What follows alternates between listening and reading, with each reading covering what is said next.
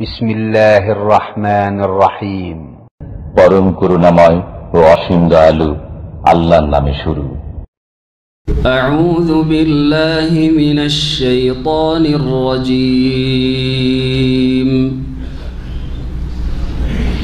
ألم تر إلى الذين خرجوا من ديارهم وهم ألوف حذر الموت فقال لهم الله موتوا ثم أحياهم إن الله لذو فضل على الناس ولكن أكثر الناس لا يشكرون وقاتلوا في سبيل الله واعلموا أن الله سميع عليم من ذا الذي يقرض الله قرضا حسنا فيضاعفه له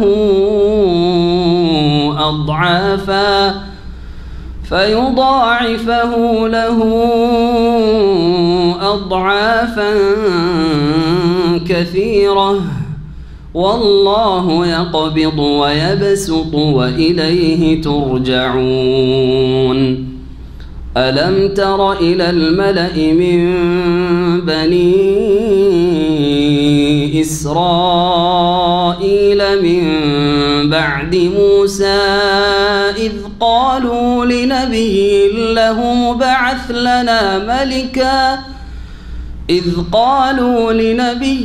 له مبعث لنا ملكا نقاتل في سبيل الله قال هل عسيتم إن كتب عليكم القتال ألا تقاتلوا قالوا وما لنا ألا نقاتل في سبيل الله وقد أخرجنا من ديارنا وأبنائنا فلما كتب عليهم القتال تولوا إلا قليلا منهم والله عليم بالظالمين وقال لهم نبيهم إن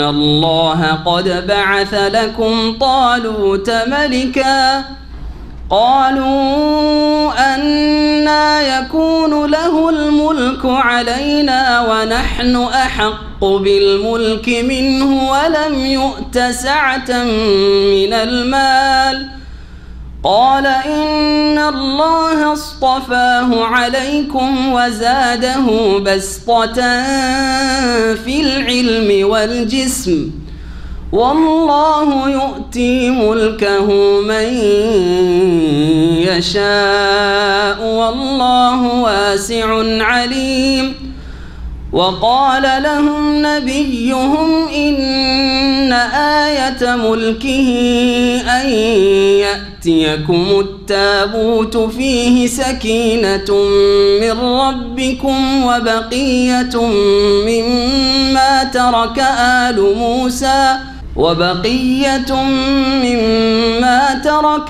آل موسى وآل هارون تحمله الملائكة إن في ذلك لآية لكم إن كنتم مؤمنين فلما فصل طالوت بالجنود قال إن الله مبتليكم بنهر فمن شرب منه فليس مني ومن لم يطعمه فإنه مني إلا من اغترف غرفة بيده فشربوا منه إلا قليلا منهم فلما جاوزه هو والذين آمنوا معه قالوا لا طاقة لنا اليوم بجالوت وجنوده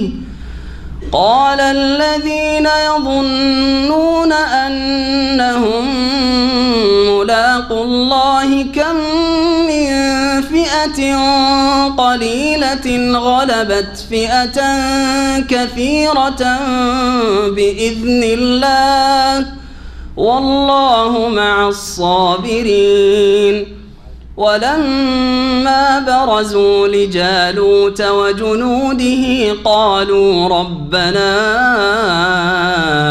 أفرغ علينا صبرا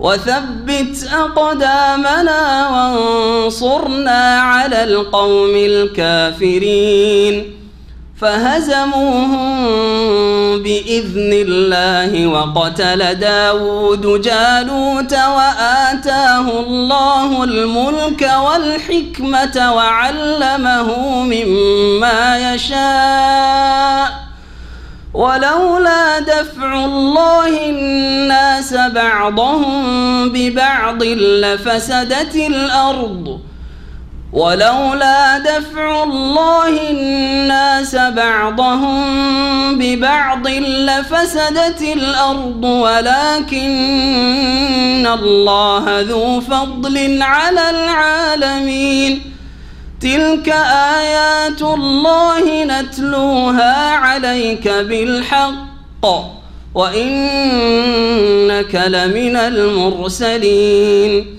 تلك الرسل فضلنا بعضهم على بعض منهم من كلم الله ورفع بعضهم درجات وآتينا عيسى ابن مريم البينات وأيدناه بروح القدس ولو شاء الله ما اقتتل الذين من بعدهم من بعد ما جاءتهم البينات ولكن اختلفوا فمنهم من آمن ومنهم من كفر ولو شاء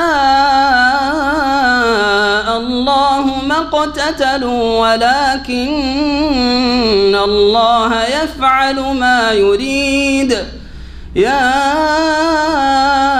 أيها الذين آمنوا أنفقوا مما رزقناكم من قبل أن يأتي يوم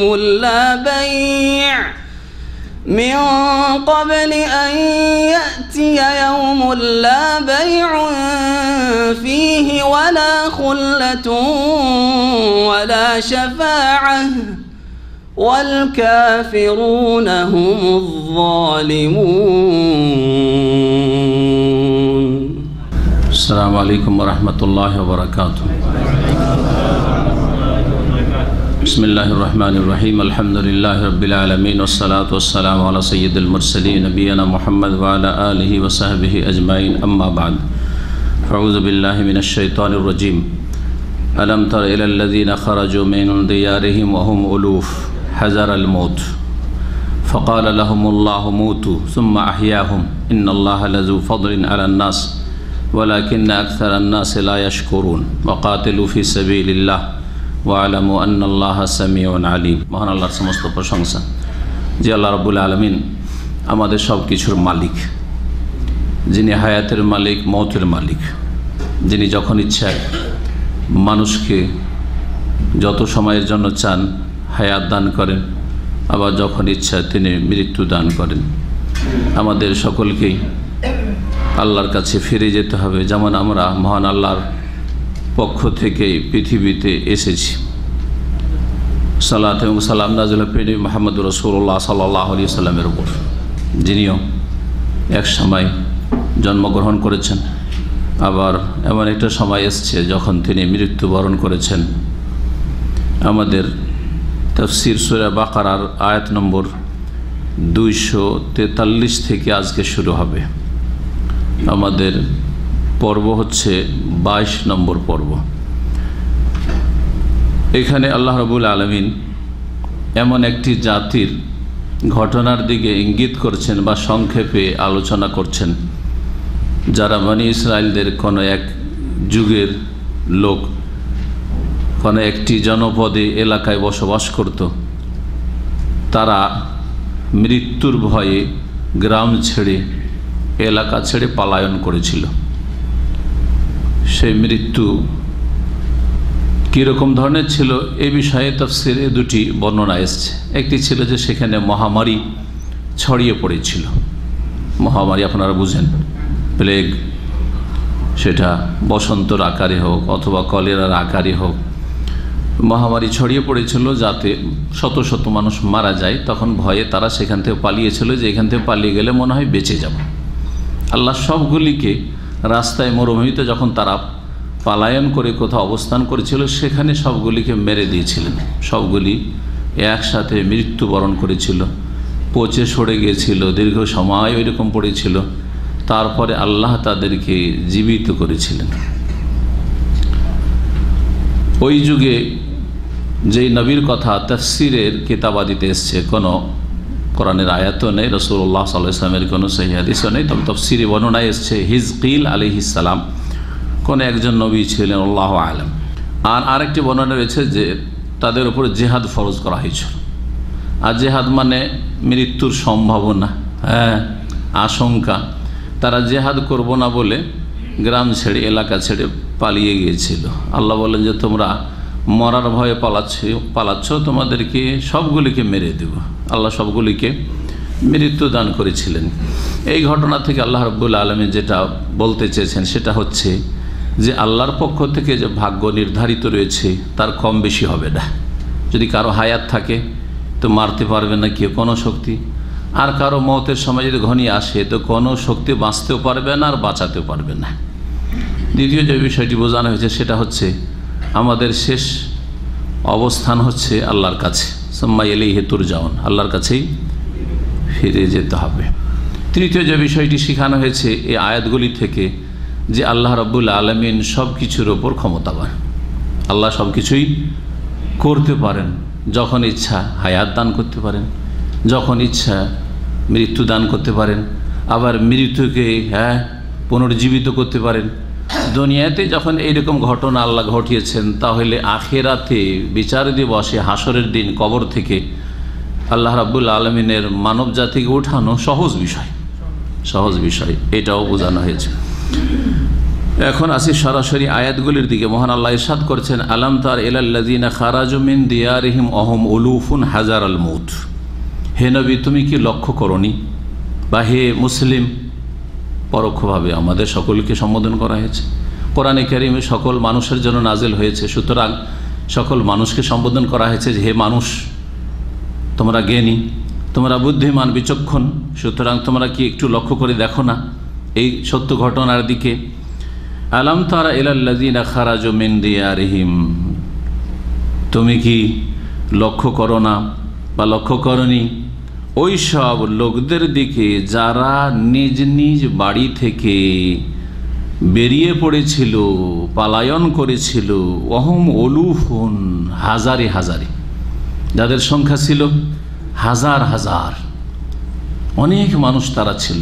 এখানে উলুফুন বলতে বোঝানো হয়েছে যে তাদের সংখ্যা আলফ, 1000 ছিল না। যেমন আমরা বলি হাজার হাজার লোক, তার মানে অনেক হাজার লোক। তো যারা হাজারে হাজারে বাড়ি থেকে পালায়ন করেছিল কি জন্য? হাজারাল মৌতে, মৃত্যুর আশঙ্কায়, মরণের ভয়ে, যে এখানে থাকলে মরে যাব, মহামারীতে বাঁচব না, অথবা এখানে থাকলে জেহাদ ফরজ হয়েছে আর কাফের হামলা করে এসছে, বাঁচব না, সুতরাং পালিয়ে বাঁচব। আল্লাহ বলছেন পালিয়ে বাঁচা যায় না যদি আল্লাহ মৃত্যু ভাগ্যে লিখে রাখেন। সুতরাং আল্লাহর দিনের জন্য সুদৃঢ় হয়ে আল্লাহর দুশমনদের সামনে দাঁড়াতে হবে। ফাকাল আলাহুমুল্লাহ মুতু, তখন আল্লাহ তাদের উদ্দেশ্যে বললেন, এটা শরীয়তি হুকুম না, এটা হচ্ছে সৃষ্টিগত হুকুম। আল্লাহ রাব্বুল আলামিনের হুকুম বা বিধান হচ্ছে দুই রকম, একটা হচ্ছে সৃষ্টিগত বিধান আর একটা হচ্ছে শরীয়তগত বিধান। শরীয়তি বিধান যেগুলো শরীয়তি হুকুম আহকাম রয়েছে, আকিমুস সালাহ, আমিনু বিল্লাহ, আল্লাহর প্রতি ঈমান নিয়ে আসো। ওয়াতুজ যাকাত, যাকাত প্রদান করো। হ্যাঁ, আদেশ নিষেধ শরীয়তের বিধিবিধানে রয়েছে। ভালো কাজ করো, অন্যায় কাজ থেকে দূরে থাকো, এগুলি আল্লাহর শরীয়তি হুকুম, তাই না? আর আল্লাহর সৃষ্টিগত হুকুম, হ্যাঁ তুমি হও, কোন হইতে হবে, ঠিক না? কোন ফায়া কোন, এটা হচ্ছে সৃষ্টিগত, আমরে কৌনি বলা হয়, সৃষ্টিগত নির্দেশ। এদেরকে যে আল্লাহ মরতে বললেন, মরো, হ্যাঁ তোমরা মৃত্যুবরণ করো, অর্থাৎ সবকে মেরে দিলাম। জি, আল্লাহর সৃষ্টিগত হুকুম হলো যে কোন, মানে মরে যাও, মৌতু, তোমরা মৃত্যুবরণ করো, মরে গেল সব। সুম্মা আহিয়াহুম, অতঃপর আল্লাহ তাদেরকে পুনরায় জীবিত করলেন, অতঃপর আল্লাহ তাদেরকে আবার জীবিত করলেন। ইন্নাল্লাহ লাযু ফাদলিন আলান নাস, নিশ্চয় আল্লাহ রাব্বুল আলামিন মানব জাতির ওপর বড় অনুগ্রহকারী। ওয়ালাকিন্না আকসারান নাস লা ইয়াশকুরুন, তবে অধিকাংশ মানুষ আল্লাহর কৃতজ্ঞ নয়, আল্লাহর অকৃতজ্ঞ। আল্লাহ বড় অনুগ্রহ করেন যে তোমাকে দীর্ঘ সময় দিয়েছেন হে মানুষ, কিন্তু এই সময়ের কি শুকরিয়া আদায় করলে? কেন আল্লাহ তোমাকে এখানে পাঠিয়েছেন? কেন তোমাকে আল্লাহ সুস্থ রেখেছেন? কেন তোমাকে আল্লাহ ভালো একটা পরিবেশ দিয়েছেন? কেন আল্লাহ তোমাকে জন্মসূত্রে ঈমান ইসলাম দিয়েছেন হে মুসলিম? কি শুকরিয়া আদায় করলে তুমি? কি শুকরিয়া আদায় করলে? কেন তোমাকে আল্লাহ এইসব নিয়ামত দিয়েছেন, বিবেক, বুদ্ধি, বিচক্ষণতা আর দুনিয়ার যত শক্তি রয়েছে, শারীরিক আর পারিবারিক আর আর্থিক যা শক্তি রয়েছে, এগুলি কিসের জন্য? আল্লাহর দান। সুতরাং আল্লাহর সন্তুষ্টির কাজে ব্যয় করতে হবে, আল্লাহর অসন্তুষ্টির কথা কাজ থেকে বেঁচে থাকতে হবে, আল্লাহর নিয়ামতকে পাপের কাজে ব্যয় করলে হবে না। এটি হচ্ছে শুকরিয়া। আল্লাহ রাব্বুল আলামিনের অধিকাংশ লোক শুকরগুজার নয়, আল্লাহর নিয়ামত ভোগ করে আল্লাহর অসন্তুষ্টির কাজ করে, আল্লাহর বিরুদ্ধাচরণ করে। তারপরে আল্লাহ রাব্বুল আলামিন জিহাদের নির্দেশ দান করছেন, সশস্ত্র লড়াইয়ের হুকুম দান করছেন। এই সশস্ত্র দ্বীনি লড়াই এটা কোনো নতুন বিষয় নয় যে দ্বীনি ইসলামের বিধান মুহাম্মদ রাসূলুল্লাহ সাল্লাল্লাহু আলাইহি ওয়াসাল্লাম শুধুমাত্র নিয়ে এসেছেন, বরং যত আম্বিয়া রসুলগণের ইতিহাস পাওয়া যায় তারাও আল্লাহর রাস্তায় জিহাদ করেছেন এবং করার জন্য উদ্বুদ্ধ করেছেন সাথী সঙ্গীদেরকে। মুসা আলাইহিস সালামের যদি ঘটনা পড়েন আপনি, দাউদ আলাইহিস সালামের, আম্বিয়া রসুলগণের, তো দেখা যাবে যে জিহাদের বিধান বনি ইসরাইলদের মধ্যেও ছিল। বনি ইসরাইলদের নবী মুসা আলাইহিস সালাম, বনি ইসরাইলদের নবী ঈসা আলাইহিস সালাম, তাদের দিনের বিধিবিধানে জিহাদ একটি গুরুত্বপূর্ণ বিষয় ছিল। যে অনেক লোক আছে যাদের সংশোধন, হ্যাঁ তাদেরকে আল্লাহ যে হিতাহিত জ্ঞান দিয়েছেন তা দিয়ে হবে না। মানুষকে আল্লাহ বিবেক বিবেচনার ক্ষমতা দিয়েছেন, যে ভালোটা করতে হয়, মন্দটা করতে হয়, এই ক্ষমতা সবাইকে আল্লাহ দিয়েছেন। এটা দিয়ে অনেক লোক সংশোধন হয়ে যায়, যেটাকে মানবতা বলা, হ্যাঁ ঠিক না? এই মানবতা দিয়ে কিছু লোক সংশোধন হয়, ঈমান দিয়ে তারপরে কিছু লোক সংশোধন হয়, ঈমানের মধ্যে আল্লাহর ভয়ভীতি দিয়ে সংশোধন হয়, মানুষকে নেকির কাজে জান্নাতের জন্য উৎসাহিত করে সংশোধন হয়, জাহান্নামের ভয়ভীতি আর আল্লাহর আযাব পকড়ার ভয়ভীতি প্রদর্শনের মাধ্যমে অনেকের সংশোধন হয়ে যায়, যে জাহান্নামের ভয়, আমি পাপ থেকে বাঁচছি, জান্নাতের আশায় আমি পাপ থেকে বাঁচছি। অনেক লোক সংশোধন হচ্ছে না। এই করতে করতে অনেক লোকের সংশোধন হয়ে গেল, যেখানে কোনো বল প্রয়োগের প্রয়োজন পড়লো না। কিন্তু কিছু আগাছা আছে, হ্যাঁ কিছু আছে ক্যান্সারের মতো মারাত্মক ব্যাধিতে আক্রান্ত, এদের ক্ষেত্রে ওষুধ আর তারপরে ইনজেকশন, হ্যাঁ আর তারপরে তাদের ডায়েট কন্ট্রোল, হ্যাঁ এটা খেতে হবে, এটা খেতে হবে না, একটু ভালো একটু শরীরচর্চা করেন তাহলে সুস্থ থাকবেন, এইসব দিয়ে কাজ হচ্ছে না। এখন কি করতে হবে? শরীরে অপারেশন করতে, অস্ত্রোপচার করতে হবে। এটা হচ্ছে জিহাদ ফি সাবিলিল্লাহ। এটার নাম হচ্ছে শরীয়তের হুদুদ এবং তাজিরাত, ইসলামী দণ্ডবিধান। হ্যাঁ, চোর চুরি করা ছাড়বে না, যতই নসিহত করেন, ডাকাতি করা ছাড়বে না, জেনাকারী জেনা করা ছাড়বে না, খুনি খুন করা ছাড়বে না, ঠিক না? আর ইসলামের কট্টর শত্রু যারা, তাদের মানবতা জুলম অত্যাচার থেকে তাদেরকে বিরত রাখছে না, এবং পরকাল বলে তাদের কোনো ভয় নেই, ভালো মানুষদের ওপর জুলম অত্যাচার করছে। সুতরাং তাদের জন্য শেষ একটি সংশোধন হচ্ছে কি করা? অপারেশন, সেটা হচ্ছে জিহাদ ফি সাবিলিল্লাহ। তো জিহাদ ফি সাবিলিল্লাহর বিধান যুগ যুগ ধরে, প্রাচীন যুগ থেকে আম্বিয়া রাসূলের মাধ্যমে আল্লাহর পক্ষ থেকে এসেছে, যার প্রমাণ কোরআন কারীমের যেসব ঘটনাবলী রয়েছে নবী রাসূলগণের তাতে রয়েছে। সামনে যে ঘটনা আসছে তালুত জালুতের, তাতেও স্পষ্ট প্রমাণ হবে যে সেটা আমাদের এই 1400 বছর ইসলামের ইতিহাসের জেহাদ নয়, সেটা জেহাদ ছিল বনি ইসরায়েল যুগের জেহাদ। হ্যাঁ, সুতরাং জেহাদ মানে সন্ত্রাস না, জেহাদ মানে সন্ত্রাস নয়। জি হ্যাঁ, যদি অন্যায়ভাবে কাউকে ভীত সন্ত্রস্ত করা হয় তাহলে সেটা ন সন্ত্রাস, কিন্তু ন্যায্য অধিকার হাসিলের জন্য যদি কেউ সংগ্রাম করে, লড়াই করে, সেটা ন সন্ত্রাস নয়। এই জন্য স্বাধীনতার আন্দোলনগুলিকে সবগুলি স্বীকৃতি দিচ্ছে না, দিচ্ছে না? সমস্ত দেশ কিন্তু স্বাধীনতা আন্দোলনকে স্বীকৃতি দিচ্ছে। বুঝছেন কথা না বুঝছেন না? ভারত স্বাধীন করার জন্য ইংরেজদের বিরুদ্ধে যে লড়াই হয়েছে, তো ইংরেজরা, ব্রিটিশরা তো বলেছিল যে এরা হচ্ছে সন্ত্রাসী, কিন্তু তখনকার যারা স্বাধীনতার যুদ্ধ লড়েছে তারা সেটাকে ন্যায্য অধিকার মনে করেছে না করে নাই? তারপরে ৭১ যারা লড়াই করলো ধরেন, হ্যাঁ, বাংলাদেশের জন্য, তারা নিজেরকে ন্যায্য অধিকার মনে করছে না করছে না? হ্যাঁ, তাহলে বোঝা যাচ্ছে যে স্বাধীনতার আন্দোলনকে আজ পর্যন্ত স্বীকৃতি দেওয়া হচ্ছে। এইটা দিয়েই বুঝতে পারবেন একজন জ্ঞানী মানুষ যে জিহাদ ফি সাবিলিল্লাহটা কি। তো আল্লাহ রাব্বুল আলামিন তারপরে জেহাদের হুকুম করেছেন। জেহাদের হুকুম এই ঘটনার পরে বলার উদ্দেশ্য হচ্ছে যে দেখো, তোমাদেরকে জেহাদে যেতে বলা হয়েছিল, ভাবছো যে মরে যাবো জেহাদে গেলে, সেই জন্য পালায়ন করছো। না না না না, পালায়ন করে বাঁচতে পারবে না। মত যদি থাকে তো বাড়িতে থেকেও মরে যাবে, আর মত যদি না থাকে তো সারা জীবন জেহাদ করেও মরবে না। হ্যাঁ, রণক্ষেত্রে জেহাদের ময়দানে মরবে না খালেদ বিন ওয়ালিদের মতো, শেষে বিছানায় মরতে হবে। খালেদ বিন ওয়ালিদ রাদিয়াল্লাহু আনহু সারা জীবন জেহাদ করলেন এবং প্রধান সেনাপতি, হ্যাঁ, বিশাল ইসলামে তার খেদমত রাদিয়াল্লাহু আনহু, কিন্তু শেষখানে কান্না করছেন বড় আক্ষেপের সাথে যে আমার শাহাদাত নসিব হইল না, এত জেহাদ করলাম কাফেরদের বিরুদ্ধে, কিন্তু আমি এই জেহাদের ময়দানে শহীদ হতে পেলাম না, আমার বিছানায় মৃত্যু হচ্ছে। জি, তাহলে এর দ্বারা স্পষ্ট হচ্ছে যে মত যেখানে আছে সেখানে আপনাকে পৌঁছিতেই হবে, সেখান থেকে বাঁচতে পারবে। আইনামা তাকুনু ইউদরিকুমুল মাউত ওয়ালাউ কুনতুম ফি বুরুজিম মুশাইয়াদা। আল্লাহ বলছেন ওয়াকাতিলু ফি সাবিলিল্লাহ, আল্লাহর রাস্তায় তোমরা সশস্ত্র লড়াই করো, কিন্তু সেটা বিনা নেতৃত্বে না। তাহলে সন্ত্রাসী কারাকে বলবো, বা খারেজি কারাকে বলবো, গুমরা কারাকে বলবো? যারা নিজেরাই বলবে যে আমরা রাস্তায় বেরিয়ে যাবো, আমাদের কোনো শাসক লাগবে না, আমাদের কোনো ইমামুল মুসলিমিন লাগবে না, আমাদের কোনো নেতা মানে আপনাদের বানানোর নেতা নয়, সেই দেশের মুসলিম শাসক নেতার নেতৃত্ব হইতে হবে, হাকেমের নেতৃত্ব হইতে হবে।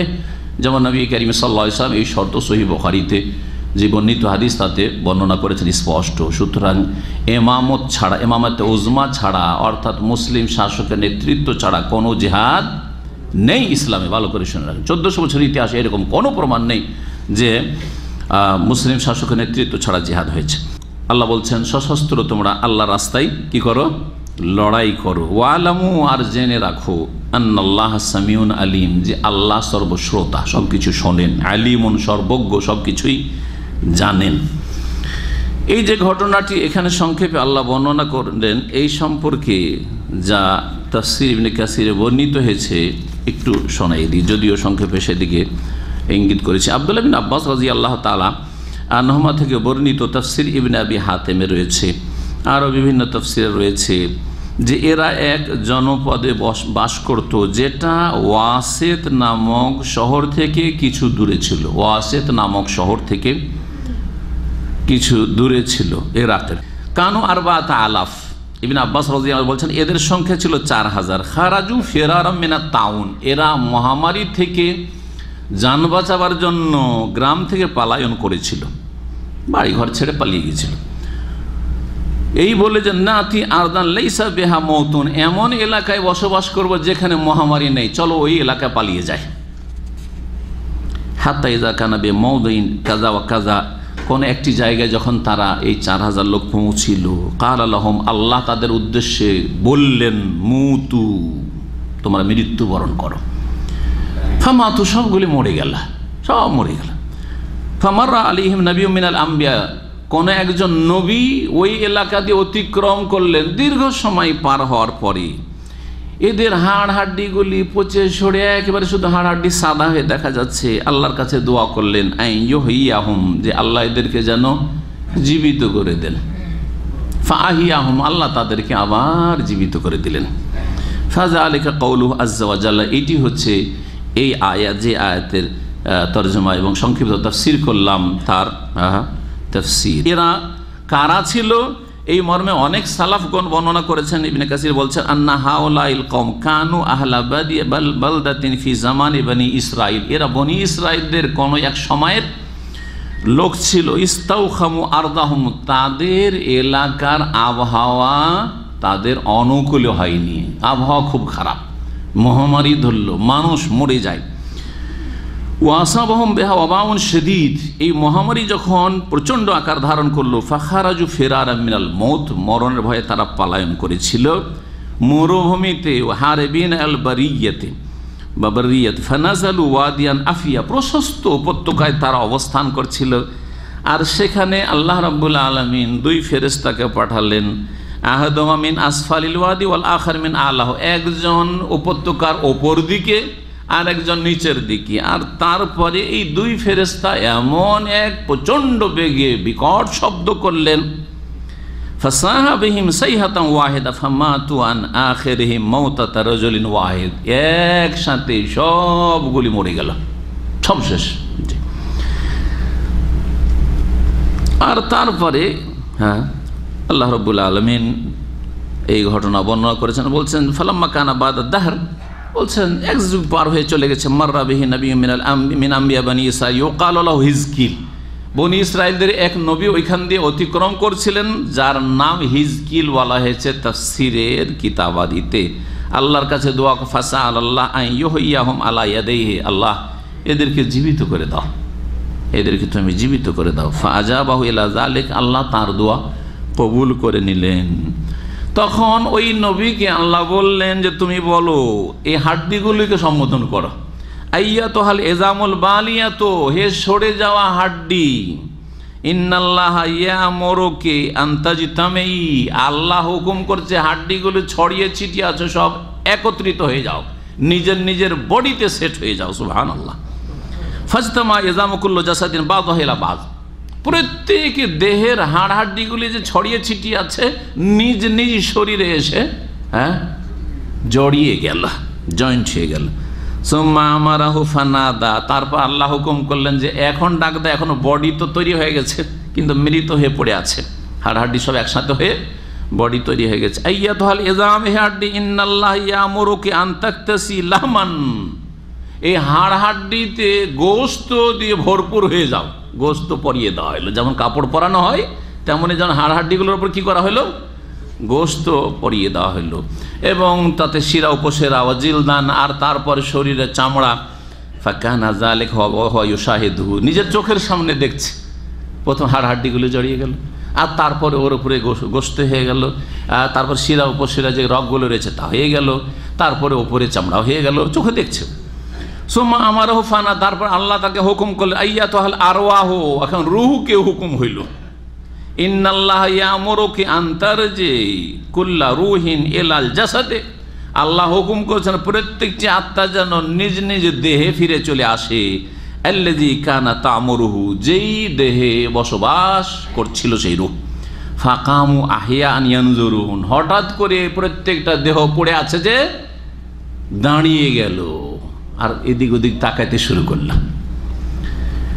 ওয়াকাদ আহিয়াহুমুল্লাহ বাদা রাকাদাতিহিম তাওয়িলা, তাদের দীর্ঘ নিদ্রার পরে, মানে দীর্ঘ সময়ের মৃত্যুর পরে আল্লাহ তাদেরকে পুনরায় জীবন দান করলেন। ওহুম ইয়াকুলুন, এরা আবার জীবিত হয়ে এই জীবন পেয়ে বলল, সুবহানাকা লা ইলাহা ইল্লা আন্ত, হে আল্লাহ তুমি পাক পবিত্র, তুমি সমস্ত রকমের দুর্বলতা আর ত্রুটি ঘাটতি থেকে মুক্ত, তোমার পবিত্রতা ঘোষণা করি, আর তোমার ছাড়া কোনো সত্য মাবুদ নেই। তাদেরকে যে জীবিত করা হয়েছে, ইবনে কাসির রহমতুল্লাহ বলছেন, আমি একটু আগে বললাম যে এতে আমাদের জন্য শিক্ষণীয় বিষয় রয়েছে এবং অকাট্য দলিল প্রমাণ রয়েছে আলা ওকুইল মাদিল জিসমানি ইয়াউমাল কিয়ামতে, যে কিয়ামতের দিনে সশরীরে আমাদেরকে হাসরের মাঠে হাজির করা হবে।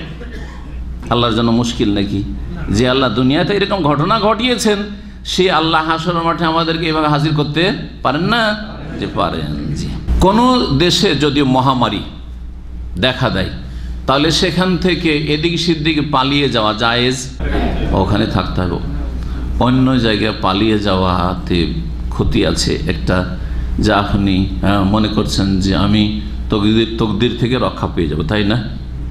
এটা একটা দিক। আর একটা বড় দিক যে হতে পারে যে সেই মহামারীর ভাইরাসে আক্রান্ত হয়ে গেছেন আপনি, এখনো প্রকাশ পায়নি আপনার দেহে সেই মহামারী নিয়ে আপনি পালিয়ে অন্য গ্রামে চলে গেলেন, দিয়ে সেই গ্রামের সমস্ত মানুষকে এফেক্টেড করে দিলেন। হতে পারে না? পারে না?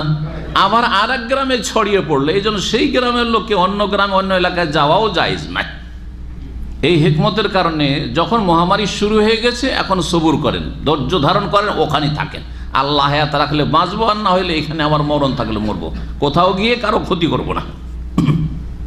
তকদিরের প্রতি তখন বিশ্বাসকে মজবুত করতে হবে। কোনো এলাকায় মহামারী ছড়িয়ে পড়েছে, আপনি অন্য এলাকার লোক, আর আপনাকে ওখানে সফর করে যেতে হবে। ধরেন আপনি এখন দেশে যাচ্ছেন, আপনার গ্রামে ছুটি যাবেন, সৌদি আরবে আছেন, এখানে প্রবাসে, আর হঠাৎ করে খবর পেলেন যে আমাদের এলাকায় মহামারী ছড়িয়ে পড়েছে, তো আপনি কি এই সময় ছুটি যাবেন? যাবেন না? যাবেন না? যাবেন না, যাবেন না। জি হ্যাঁ, এই যে কথাগুলি বললাম এই মর্মে নবী করিম সাল্লাল্লাহু আলাইহি ওয়াসাল্লাম একটি হাদিস রয়েছে। এই হাদিস বর্ণনাকারী আব্দুর রহমান বিন আউফ আশরায়ে মুবাশশির একজন রাদিয়াল্লাহু আনহু। উমর রাদিয়াল্লাহু তাআলা আনহু জামানে শাম দেশে মহামারী দেখা দিয়েছিল। শাম দেশে মহামারী দেখা দিয়েছিল। উমর রাদিয়াল্লাহু তাআলা আনহু শাম দেশে যাচ্ছিলেন, সোরাক নামক একটি এলাকায় পৌঁছিলেন। তখন সেখানে বিভিন্ন মুজাহিদিনদের যে দল রয়েছে তাদের নেতৃস্থানীয় যারা সেনাপতি তারা সাক্ষাৎ করল, আর তার মধ্যে ছিলেন আবু ওবায়দা ইবনুল জাররাহ এবং তার সাথী সঙ্গীরা। ফাখবারু, তারা বললেন আন্নাল ওয়াবা কাদ ওয়াকা বিশ-শাম, জানা ছিল না যে শাম দেশে মহামারী শুরু হয়েছে। আবু ওবায়দা ইবনুল জাররাহ বললেন যে দেখেন শাম দেশে আপনি যান না, রাস্তায় আছেন, এখান থেকে ফিরে যান, কারণ শাম দেশে মহামারী শুরু হয়ে গেছে। কিন্তু দ্বিধাদ্বন্দ্বে কিছু লোক বললো যে আমরা কি তকদির বিশ্বাস করি না, মহামারী শুরু হয়েছে তো কি হলো, আমরা ঢুকে পড়বো, যেখানে যাচ্ছি আমাদের টার্গেটে চলে যাব। আর দল বললো না না, যাওয়া উচিত হবে না। এখন কোনটা করা যায়? হাদিস দলিল কিছু জানা ছিল না যে এই মর্মে আমাদের করণীয় শরীয়তের দৃষ্টিতে কি, যে এক জায়গায় মহামারী চলছে, খবর পেলাম, যাব না না সফরকে স্থগিত করব। আব্দুর রহমান বিন আউফ রাদিয়াল্লাহু তাআলা আনহু ওই সময় কোনো কাজে দূরে ছিলেন, হঠাৎ করে কিছুক্ষণের মধ্যে তিনি এসে উপস্থিত হইলেন। ফাকালে, এসে বললেন ইন্না ইন্দি মিন হাজা ইলমান, এই সমস্যার সমাধানের ক্ষেত্রে আমার কাছে একটি হাদিসের জ্ঞান রয়েছে, ইলম রয়েছে। সামি'তু রাসূলুল্লাহ সাল্লাল্লাহু আলাইহি ওয়াসাল্লাম ইয়াকুল, রাসূলুল্লাহ সাল্লাল্লাহু আলাইহি ওয়াসাল্লামকে বলতে শুনেছি, ইযা কানা বিআরদিন ওয়া আনতুম বিহা, যদি কোনো এলাকায় মহামারী শুরু হয়, প্লেগ শুরু হয়, সেখানে তোমরা থাকো, আগে থেকে আছো, ফালা তাখরুজু ফিরারাম মিনহু, সেখান থেকে পালায়ন করিও না, পালিয়ে যাওয়ার চেষ্টা করে না, যেখান থেকে তাড়াতাড়ি কেটে পড়ি, শুরু হয়েছে, অন্য বাড়িতে চলছে, আমার পাশের বাড়ি, পালাই এখান থেকে, না পালাবে না। ওয়াইজা সামি'তুম বিহি বিআরদিন ফালা তাকদামু আলাইহি, আর যদি কোনো এলাকায় মহামারীর কথা শুনতে পাওয়ার তুমি বাইরেই আছো, তাহলে সেই এলাকায় পদার্পণ করিও না, কদম রাখিও না, যেও না। বোঝা গেছে এবারে? রাসূলুল্লাহ সাল্লাল্লাহু আলাইহি ওয়াসাল্লামের এই হাদিস সহিহ বুখারী মুসলিমে সাহিহাইনে রয়েছে। তারপরের আয়াত হচ্ছে আল্লাহর সন্তুষ্টির জন্য ঋণ দেওয়া, আল্লাহকে ঋণ দেওয়া। আল্লাহকে ঋণ দেওয়া মানে কি? ঋণ মানে তো কাউকে কর্জা দেওয়া হয়, তাই না? এখানে আল্লাহকে কর্জা দেওয়ার কথা বলা হয়েছে। আল্লাহকে কর্জা দেওয়ার সঠিক তাফসীর হচ্ছে যে আল্লাহ সন্তুষ্টির জন্য সাদকা খেরাত করা, দান করা। জি, সেটা যখন যেই ক্ষেত্রে প্রয়োজন রয়েছে সেখানে সেই ক্ষেত্রে আল্লাহ সন্তুষ্টির জন্য খরচ করা। মহান আল্লাহ বলছেন মানজাল্লাযী ইউকরিদুল্লাহ কারজান হাসানা, কে এমন মানুষ আছে যে আল্লাহকে উত্তম ঋণ প্রদান করবে, ফায়ুদাইফাউ লাহু আযাফান কাসীরা, অতঃপর আল্লাহ তার জন্য এই ঋণকে বহু গুণে বর্ধিত করবেন। আল্লাহ কি করবেন?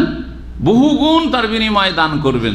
দেখেন দুনিয়াতে 5 বছরে ডবল হবে সুদী ব্যাংকে, এই আশাতে কত মুসলিম যে এই কাবিরা গুনাহ আর সুদে ডুবে আছে ফিক্সড ডিপোজিট করে, ঠিক কিনা? 5 বছরে গিয়ে ডবল হবে। হ্যাঁ, বছরে কত পার্সেন্টেজ? 4 থেকে নিয়ে 13-14% পর্যন্ত আমার যেটা জানা আছে ব্যাংক। এই 13-14 হইলেই 5 বছরে গিয়ে মোটামুটি ওই ওরা বলে যে আমরা ডবল আপনাকে দিয়ে দেবো। এগুলো হচ্ছে ফিক্সড ডিপোজিট, সুদি সিস্টেম, সুদি ব্যাংকের, যেটা হারাম এবং মুসলিমের সেখানে কোনো রকম অংশ নেওয়াও জায়েজ নাই। আল্লাহ রাব্বুল সুদখোর এবং সুদের বিরুদ্ধে যুদ্ধের ঘোষণা করেছেন। রাসূলুল্লাহ সাল্লাল্লাহু আলাইহি ওয়াসাল্লামকে যুদ্ধের ঘোষণার কথা বলেছেন, ফাআযানু বিহারবি মিনাল্লাহি ওয়া রাসূল। আল্লাহর গজবের যদি ঘোষণা হয়, রাসূলুল্লাহ সাল্লাল্লাহু আলাইহি ওয়াসাল্লামকে যদি বলা হয় যে যুদ্ধের ঘোষণা সুদখোরদের বিরুদ্ধে, সুদের বিরুদ্ধে, তাহলে কত বড় এটি গজবের কাজ। অথচ আপনি যদি সাদকা খেয়ারাত করেন বহু গুণে, কমপক্ষে একে কয় গুণ করবেন? 10। সে 10টা কত হইতে পারে? 100 হইতে পারে। আবার সেটা কত হইতে পারে? 700 পর্যন্ত হইতে পারে। তাতেই সীমাবদ্ধ নাই। হ্যাঁ, আরো বেশি হইতে পারে। আল্লাহু ইউদাইফু লিমান ইয়াশা ওয়াল্লাহু ওয়াসিউন আলিম। এর চাইতে বেশি বহু গুণে বর্ধিত হইতে পারে। তাই আল্লাহ বলছেন ওয়াল্লাহু ইয়াকবিজু ওয়া ইয়াবসুতু। আর মানুষ যারা দান করে না, কৃপণতা করে, ওরা কি চিন্তা করে যে দান করলে কমে যাবে, তাই না? আরে তোমার হাতে নেই টাকা পয়সা। ওয়াল্লাহু ইয়াকবিজু, আল্লাহ রুজিকে সংকুচিত করেন, যখন চান টেনে নেন, অভাব দিয়ে দেন। ওয়া ইয়াবসুতু, আর আল্লাহ যখন ইচ্ছা করেন কি করেন? রুজিকে প্রশস্ত করেন, প্রশস্ত করেন। সুখ দেওয়ার মালিক আল্লাহ, আর সংকট দেওয়ার মালিক আল্লাহ। দেখছেন যে মানুষের হাতে কিছু নেই, এই যে জিনিসপত্রের দাম বেড়ে যাচ্ছে, মানুষের ক্ষমতা আছে, সরকারও সামলাইতে পারেন না, সরকারও সামলে বেসামাল হয়ে যাচ্ছে, নিরুপায় হয়ে এইটা দিতে হবে, সেটা দিতে হবে, ট্যাক্স দিতে হবে, নিরুপায়, নিরুপায়। এ তো সব কিছুর চাবিকাঠি কার কাছে? আল্লাহ রাব্বুল আলামিনের কাছে। সুতরাং আল্লাহর কাছে সুন্দরভাবে তার ইবাদত বন্দেগীর মাধ্যমেই চাইতে হবে। আমরা আল্লাহর দিন থেকে দূরে হয়ে গেছি, পাপের কাছে চলে গেছি, যার ফলে এগুলি হচ্ছে আল্লাহর পক্ষ থেকে কিছু ধমক, কিছু শাস্তি। আল্লাহ যেন আমাদের সংশোধন করার তৌফিক দান করেন। ওয়া ইলাইহি তুরজাউন, আর শেষ সময় তার কাছে তোমরা প্রত্যাবর্তিত হবে, তার কাছেই ফিরে যেতে হবে, উপায় নেই। যদি টাকা পয়সা তোমার কাছে সারা জীবন থাকে, তারপরে এক সময় টাকা পয়সা দেখতে দেখতে চোখ বন্ধ হয়ে যাবে, তুমি চলে যাবে, টাকা পয়সা সবগুলি থেকে গেল, পরে খেলো, মজা মারলো।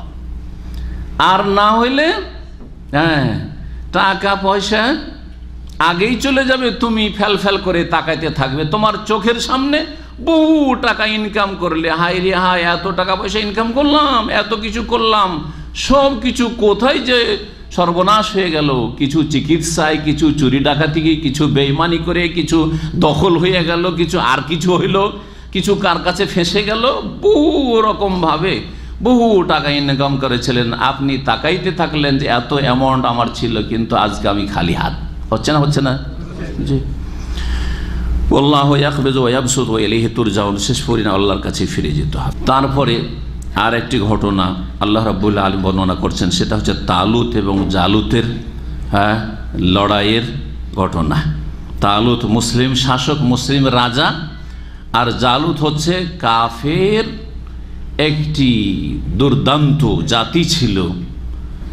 বড় তাদের বীরত্বে তারা খ্যাতি লাভ করেছিল সেই যুগে, আমালেকা জাতি।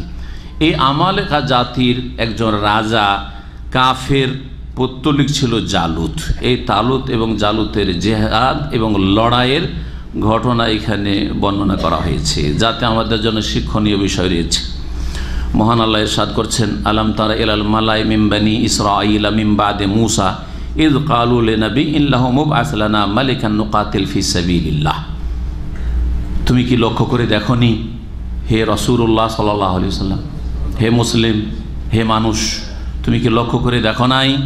এলাল মালাই মিন বানি ইসরাঈল, বনি ইসরাঈলদের প্রধানদের দিকে, বনি ইসরাঈলদের প্রধানদের দিকে। মালা বলা হয় সমাজের দ্বারা সম্ভ্রান্ত ব্যক্তি, যাদেরকে সম্মানিত মনে করা হয়, সম্ভ্রান্ত মনে করা হয়, যারা প্রভাবশালী মানুষ, যাদের হাতে দেশের চাবিকাঠি রয়েছে, নেতৃত্ব রয়েছে, সভাসদ, এদেরকে বলা হয় মালাউন, মানে ভর্তি হয়ে যাওয়া। মালাউনের শাব্দিক আমরা তাহকিক করি, শব্দটির আমরা নিয়ে একটু আরবি ভাষার আলোচনা করি।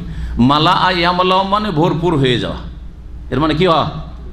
ভর্তি বা ভরপুর হয়ে যাওয়া। এই জন্য বিকৃত ভাষায় কোনো কিছু যদি ভর্তি থাকে, এটা ভর্তি কি বলছে? মালিয়ান, আসলে মাল আন। হ্যাঁ, তো মালা ইয়ামলাও মানে কি? ভর্তি হওয়া। এখান থেকে এখানে মালা শব্দটি ব্যবহৃত হয়েছে কিসের ক্ষেত্রে? হ্যাঁ, যারা সমাজের সভাসদ বা অধিপতি, সমাজপতি, যারা সমাজে যারা নেতৃস্থানীয় ব্যক্তি, প্রভাবশালী ব্যক্তি, তাদেরকে মালাউন বলা হয়। কোরআনে কারীমে বহু জায়গায় কালাল মালাউল্লাযিনা কাফারু, কাফেরদের প্রধানরা বলল, বহু আয়াতে এরকম রয়েছে মালা শব্দটি। এই জন্য একটা জায়গায় যদি শব্দের একটু গবেষণা হয়ে যায় তাহলে বুঝতে সুবিধা। কেন বলা হয় এদেরকে? এই শব্দের আসল অর্থের সাথে সম্পর্ক আছে। আসল অর্থ হচ্ছে ভর্তি হয়ে যাওয়া। প্রধানদেরকে দেখলে মানুষের ওপর, জনগণের ওপর এমন একটা প্রভাব পড়ে যে তাদের চোখ যেন ভর্তি হয়ে গেছে, ফেলফেল করে তাকায়, তাই না? তাদের সাথে কথা বলতে সাহস হয় না, তাদের সাথে কথা বললে চিন্তা করে বলতে হয়, তাদের দিকে তাকায়, এরা খুব বড় মানুষ, এরা সমাজের নেতা, এরা সমাজের প্রভাবশালী, এরা সমাজের অনেক কিছু করতে পারে, তাই না? যেমন তেমনভাবে তাকায় না। তো এই জন্য, আর যদি তারা শ্রদ্ধাভাজন হয়, ভালো সমাজপতি এবং তার মধ্যে সৎ, মানুষের হিতাকাঙ্ক্ষী, তাহলে তাদেরকে শ্রদ্ধা ভরে তাকায়, নজরে তাদের কি রয়েছে? শ্রদ্ধা ভরা নজর রয়েছে, শ্রদ্ধা ভরা নজর নিয়ে তাদের দিকে তাকায়। এই যে ভরা শব্দটি প্রধানদের ক্ষেত্রে আছে আমাদের মনে। সে তাদের ভয়ে হতভম্বয়ে তাদের তাকাচ্ছেন, ভয়ভীত হয়ে তাকাচ্ছেন, অথবা তাদের শ্রদ্ধা ভরে আপনি তাকাচ্ছেন। সেই জন্য প্রধানদেরকে মালা বলা হয়েছে আরবি ভাষায়। মহান আল্লাহ কি বলছেন? যে বনি ইসরায়েলদের যারা প্রধান ছিল তাদের দিকে লক্ষ্য করে দেখো নাই? মিমবাদে মুসা, যাদের যুগটা ছিল মুসা আলাইহিস সালামের পরে, মুসা আলাইহিস সালামের দুনিয়া থেকে ইন্তেকাল হওয়ার পরে এই ঘটনা। ইয কালু লিনাবিয়্যিন লাহুম ইবআস লানা মালিকান নুকাতিল ফি সাবিলিল্লাহ। তারা বলল তাদের এক নবীকে যে আমাদের জন্য একজন রাজা নিযুক্ত করেন, আমাদের জন্য একজন রাজাকে কি করেন? নিযুক্ত করেন। জি, কি জন্য? উদ্দেশ্য কি? বলছে নুকাতিল ফি সাবিলিল্লাহ, আল্লাহর রাস্তায় আমরা সশস্ত্র লড়াই করতে চাই তার নেতৃত্বে। একটু আগে একটা শর্ত বললাম জিহাদের, মুখ্য শর্ত, সেটা কি? জনগণ জিহাদ করতে পারবে না, তাদের মুফতি সাহেব হুজুররা জিহাদ করতে পারবে না, তাদের আলেমরা জিহাদের ঘোষণা দিতে পারবে না, হ্যাঁ, তাদের শাইখেরা জিহাদের ঘোষণা দিতে পারবে না। কে দেবে? শাসক লাগবে। এ কথা কোরআনে কারীমের আজকের কথা নাই, কোরআনে কারীমে এটা লৌহে মাহফুজে লেখা আছে। আর ঘটনাটাও এই 1400 বছরের ইতিহাসের নয়, বরং তার আগে প্রাচীন যুগের বনি ইসরায়েল যুগের ঘটনা। মুসা আলাইহিস সালামের পরে পরে কোনো এক নবীর জামানার ঘটনা, যেই নবীর নাম সম্পর্কে তাফসিরে দুটো নাম উল্লিখিত হয়েছে কাছাকাছি। তার নাম ছিল শামউইল, যেটাকে উইলকে আমরা বাংলা ভাষায় বিল বলি, তাই না? যেমন আমাদের দেশের লোকেরা হ্যাঁ কি বলে, হ্যাঁ ওয়াওকে যদি ওয়াওয়ে জের দিয়ে পড়েন তো কি পড়ে? ওয়াজের ওয়ে হয়, কিন্তু ওয়াজের ওয়ে পড়তে জানে না আমাদের দেশের লোকের। আম জনগণ কি পড়ে? বে পড়ে, পড়ে না? জি। তো শামউইল তার নাম ছিল, অথবা তার নাম ছিল শামাউন, তার নাম ছিল শামাউন। আল্লাহু আ'লাম। এগুলো হচ্ছে তাফসিরের রিওয়ায়াত নামগুলি, কিন্তু ঘটনা এই যে যতটা কোরআনে কারীমে বর্ণনা করা হয়েছে ততটা আমাদের কাছে কোরআনে কারীমের আয়াত দ্বারা প্রমাণিত। বাকি অতিরিক্ত যেগুলো তাফসিরের কিতাবে রয়েছে আল্লাহ ভালো জানেন সেগুলি সম্পর্কে, তবে তাফসিরের সেগুলি বর্ণনা। এই আয়াত দ্বারা স্পষ্ট যে বিষয়টি হলো সেটা কি, যে সশস্ত্র লড়াইয়ের জন্য কি লাগবে? একজন কি লাগবে? শাসক। সেই শাসক খলিফা হওয়া জরুরি। খলিফা অর্থাৎ খেলাফত যেটাকে বলা হচ্ছে, যে যেমন আবু বকর, ওমর, ওসমান, আলী রাদিয়াল্লাহু তাআলা 4 খলিফা।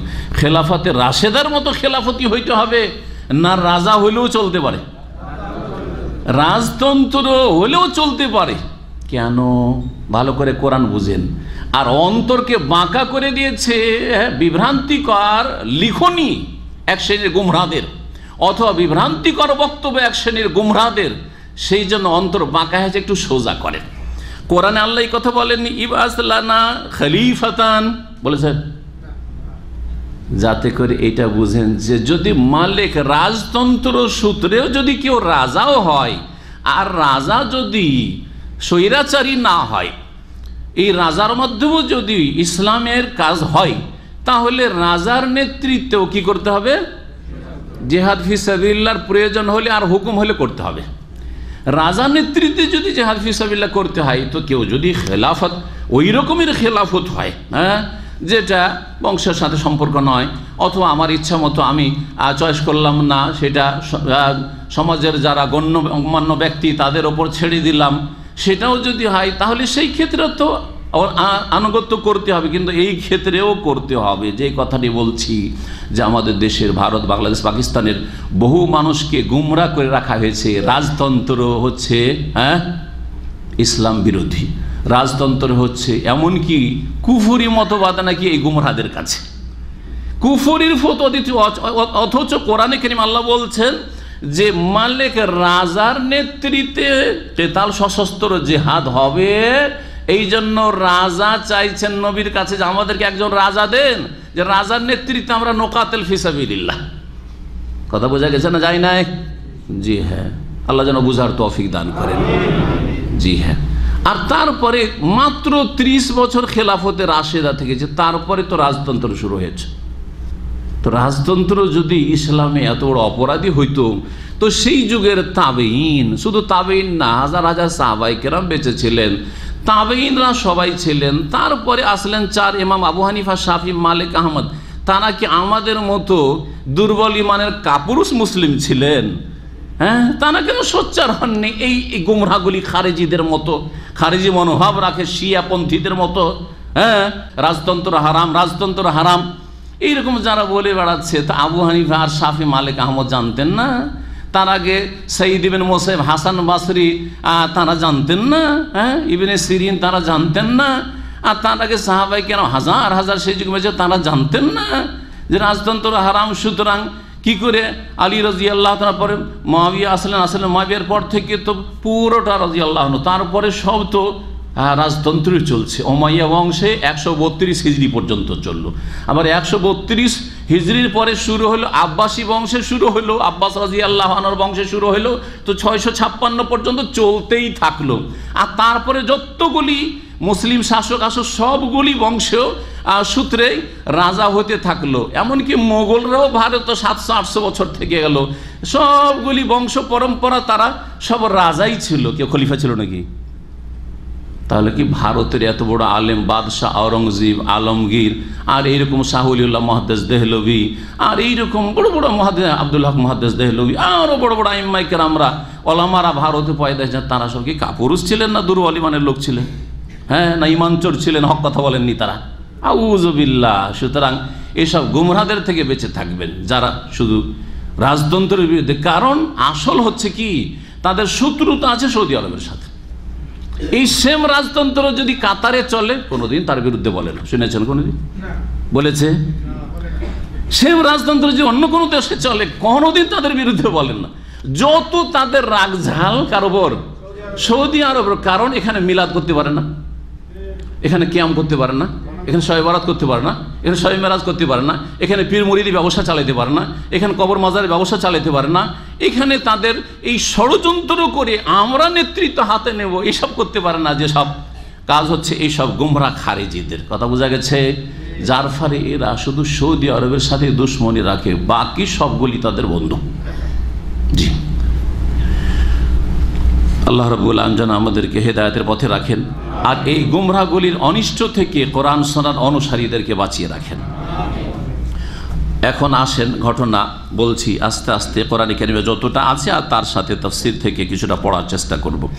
আল্লাহ বলছেন যে এই বনি ইসরাইলদের যারা প্রধানরা ছিল, এরা বলল নবীকে, শামাউন বা শামউইল আলাইহিস সালামকে, ইবআস লানা মালিকান, আমাদের জন্য একজন রাজা নিযুক্ত করেন। আপনি তো নবী, আমাদের জন্য কি করেন? রাজা নিযুক্ত করেন। এর দ্বারা আরো বোঝা গেল যে নবী থাকতেও রাজা চাওয়া তাদের অন্যায় হয়েছে নাকি? তাহলে কে তো বলতে পারে, আরে নবী আছে তো নবীর নেতৃত্বে জিহাদ করবে, তাহলে বোঝা গেল যে এইটাও আবশ্যক না যে আলেম থাকলে আলেমকেই বড় ধরেন দেশের আলেমকেও ওই আলেমকেই নেতা বানাইতে হবে আর শাসক বানাইতে, সেটাও জরুরি না। যেখানে নবী থাকতে রাজা চাওয়া হচ্ছে, তাহলে আলেম থাকতে যদি রাজা চাওয়া হয় তো সেটা কোনো দোষের কথা হইল নাকি? কোরআন শুধু পড়লে হবে না, আর হেফজো করলে হবে না, মুখস্থ করলে হবে না, আর তেলাওয়াত করে খতম করলে হবে না, আর তরজমা পড়ে ছেড়ে দিলে হবে না, একটু গভীরভাবে চিন্তা করতে হবে। আফালা ইয়াতাদাব্বারুন আল কোরআন, তারা কি কোরআন নিয়ে গভীরভাবে চিন্তা করে দেখে না? নবীকে বলা হচ্ছে, কারা বলছেন? বনি ইসরায়েলদের প্রধানরা। তারা যদি ভুল কথা বলে, অনেক সময় ভুল প্রস্তাব হইতে পারে, ভুল প্রস্তাব হলে নবীর সাথে সাথে তাদেরকে ধমক দিবেন আর বলেন বেকুব, গুমরা, আমি নবী, আমি আমার হুকুমে জেহাদ হবে, তো তোমরা আবার রাজা কেন চাইছো? বলতেন না? বলতেন না? তাও তো বললেন না, বরং বললে যে তোমাদের জন্য আল্লাহর কাছে দোয়া করলাম এবং আল্লাহ ওহী করেছেন এবং তোমাদের জন্য একজন রাজা নিযুক্ত করেছেন, তার নাম শামাউন্নার শামাবিল, ওই নবী না, তার নাম কি? তালুত। বোঝা গেল কি গেল না? আল্লাহ যেন বোঝার তৌফিক দান করেন। এই বাসলানা মালিকান, আমাদের জন্য একজন মালিক রাজা নিযুক্ত করেন, নুকাতিল ফি সাবিলিল্লাহ, যাতে করে আমরা আল্লাহর রাহে সশস্ত্র জিহাদ করতে পারি তার নেতৃত্বে। কালা হাল আসাইতুম ইন কুতিবা আলাইকুমুল কিতাল, তখন নবী বললেন যে এই সম্ভাবনা কি আছে? হাল আসাইতুম ইন কুতিবা আলাইকুমুল কিতাল, যে তোমাদের ওপর যদি সশস্ত্র লড়াইকে বিধিবদ্ধ করা হয়, ফরজ করা হয়, আল্লাহ তুকাতিলু, হঠাৎ করে তোমরা বলবে যে না না না আমরা লড়াই করতে পারবো না, মানে এই সম্ভাবনা কি আছে? কারণ তোমাদের স্বভাবটা কিন্তু এইরকম, তোমরা একরকম কথা বলবে, কালকে আর একরকম। বনি ইসরায়েলদের স্বভাব নবী জানছেন। তো এই সামিল আলাইহিস সালাম বলছেন যে এরও কি সম্ভাবনা আছে যে তোমরাও এই আবার বদচরিত্র তোমাদের বাপদাদা পূর্বপুরুষদের মতো দেখাবে, যেমন মুসা আলাইহিস সালামের সাথে করেছে, যুগে যুগে বনি ইসরায়েল এরকম করেছে যে আল্লাহ হুকুম করে দিলেন জিহাদের, আর আল্লাহ রাজাও নিযুক্ত করে দিলেন, আর কালকে বলে যে না আমাদের দ্বারা হইল না, কারণ সামনে যারা আছে তারা খুব শক্তিধর, সুতরাং তাদের বিরুদ্ধে আমরা লড়াই করতে পারবো না, আমরা বাড়িতে বসে থাকবো। যেমন মুসা আলাইহিস সালামকে বনি ইসরায়েল কি বলেছিল? ইযহাব আনতা ওয়া রাব্বুকা, মুসা তুমি যাও আর তোমার আল্লাহ যাই, ফাকাতিলা, তোমরা উভয়ে লড়াই করো, ইন্নাহা হুনা কায়েদুন, আমরা বসে বসে দেখছি, যখন তোমরা জিতে যাবে, জয়যুক্ত হবে, আর যখন দেখবো যে দুশমনরা পরাজিত হয়েছে তখন আমরা শহরে ঢুকে যাব। কথা বোঝা গেছে? তো বনি ইসরায়েলদের তো এই বদচরিত্র এটা ছিলই। তাই বললেন নবী আলাইহিস সালাম যে এটা কি সম্ভাবনা আছে যে তোমরাও ওইরকম করবে? তখন তারা বলল ওয়ামা লানা আল্লা নুকাতিল ফি সাবিলিল্লাহ, আমাদের কি এমন হয়েছে যে আমরা আল্লাহর রাস্তায় লড়াই করব না? কোন বাধাটা আছে? ওয়াকাদ উখরিজনা মিন দিয়ারিনা ওয়া আবনাইনা, অথচ আমাদেরকে আমাদের বাড়ি ঘর থেকে আর আমাদের সন্তান সন্ততি থেকে বিতাড়িত করা হয়েছে, উচ্ছেদ করা হয়েছে। তাহলে বোঝা যাচ্ছে যে বিশাল একটা ইতিহাস আছে, যে ইতিহাসের দিকে এই সংক্ষিপ্ত কথাগুলিতে ইঙ্গিত করা হয়েছে, ঠিক না?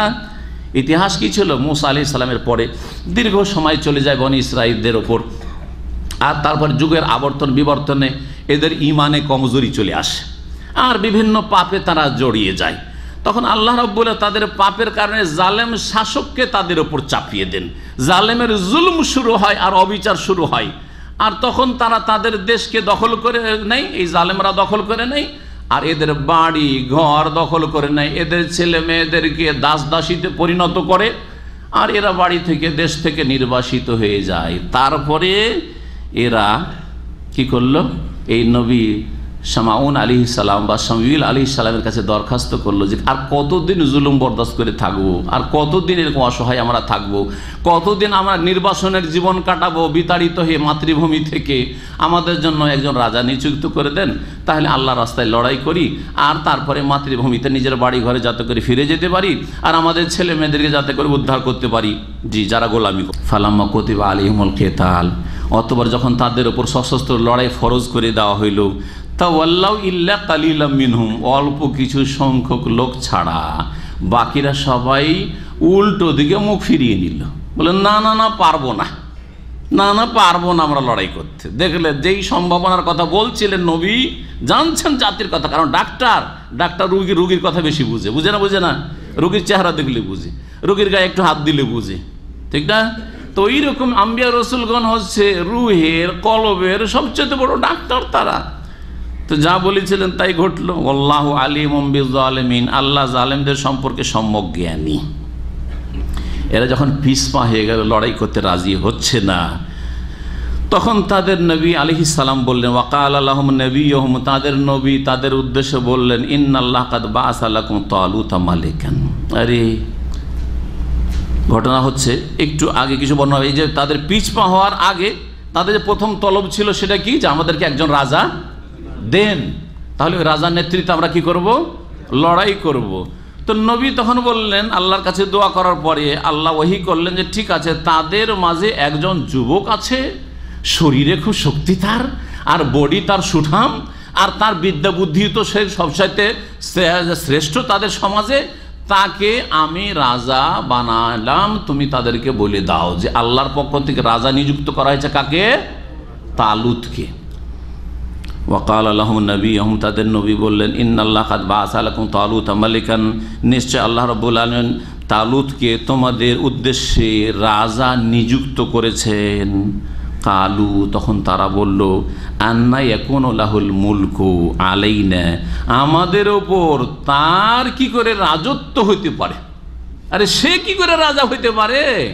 আমরা হচ্ছি শ্রেষ্ঠ বংশের, আমরা হচ্ছি সমাজপতি, আমরা হচ্ছি ধনী, হ্যাঁ, আমরা হচ্ছি বিচক্ষণ ইত্যাদি বলে অহংকার প্রদর্শন করলো। বলে না না, এই যুবক, এখনো যুবক পোলাপান, একে আবার রাজা বানানো হইলো কি করে?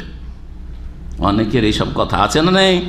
হ্যাঁ, এর বয়স তো মাত্র 30-35, কি করে রাজা হইতে পারে? আরে আপনাকে এইসব কে বলতে বলেছে? হ্যাঁ, এইসব আপনার বললে লাভটা কি? আপনার নিজের লাভ আছে না কারো লাভ করে দিতে পারছেন? তো এই যে মন্তব্য মানুষের করে কোনো লাভ নেই। মিন হুসনে ইসলামিল মারই তারকুহু মা লা ইয়ানি, নবী করিম সাল্লাল্লাহু আলাইহি ওয়াসাল্লাম বলেছেন, মানুষের ইসলামের সৌন্দর্য হচ্ছে যাতে আপনার দিন দুনিয়ার কোনো লাভ নেই সেটা পরিত্যাগ করা। আমরা মন্তব্য করতে খুব পটু, ঠিক না? কিন্তু এই মন্তব্য দিয়ে দুনিয়ার যদি একটা রিয়াল হাসিল হয়, হালাল রুজি, তাও একটা ভালো, অথবা একটা নেকি যদি আখিরাতের কাজে আসে, আমলনামায় আসে, তাও একটা ভালো, আনি সেটাই, এটা সার্থক। কিন্তু না একটা নেকি হলো আর না একটা হালাল রিয়াল হলো, তাহলে এরকম মন্তব্য করে লাভ কি? এরকম স্ট্যাটাস দিয়ে লাভ কি? এইরকম ফেসবুকে আর হোয়াটসঅ্যাপে আর এতে শেয়ার করে লাভ কি? আপনার লাভ আছে? ফিতনার যুগে বেঁচে থাকুন, এসব ফিতনাতে কোনো লাভ নেই।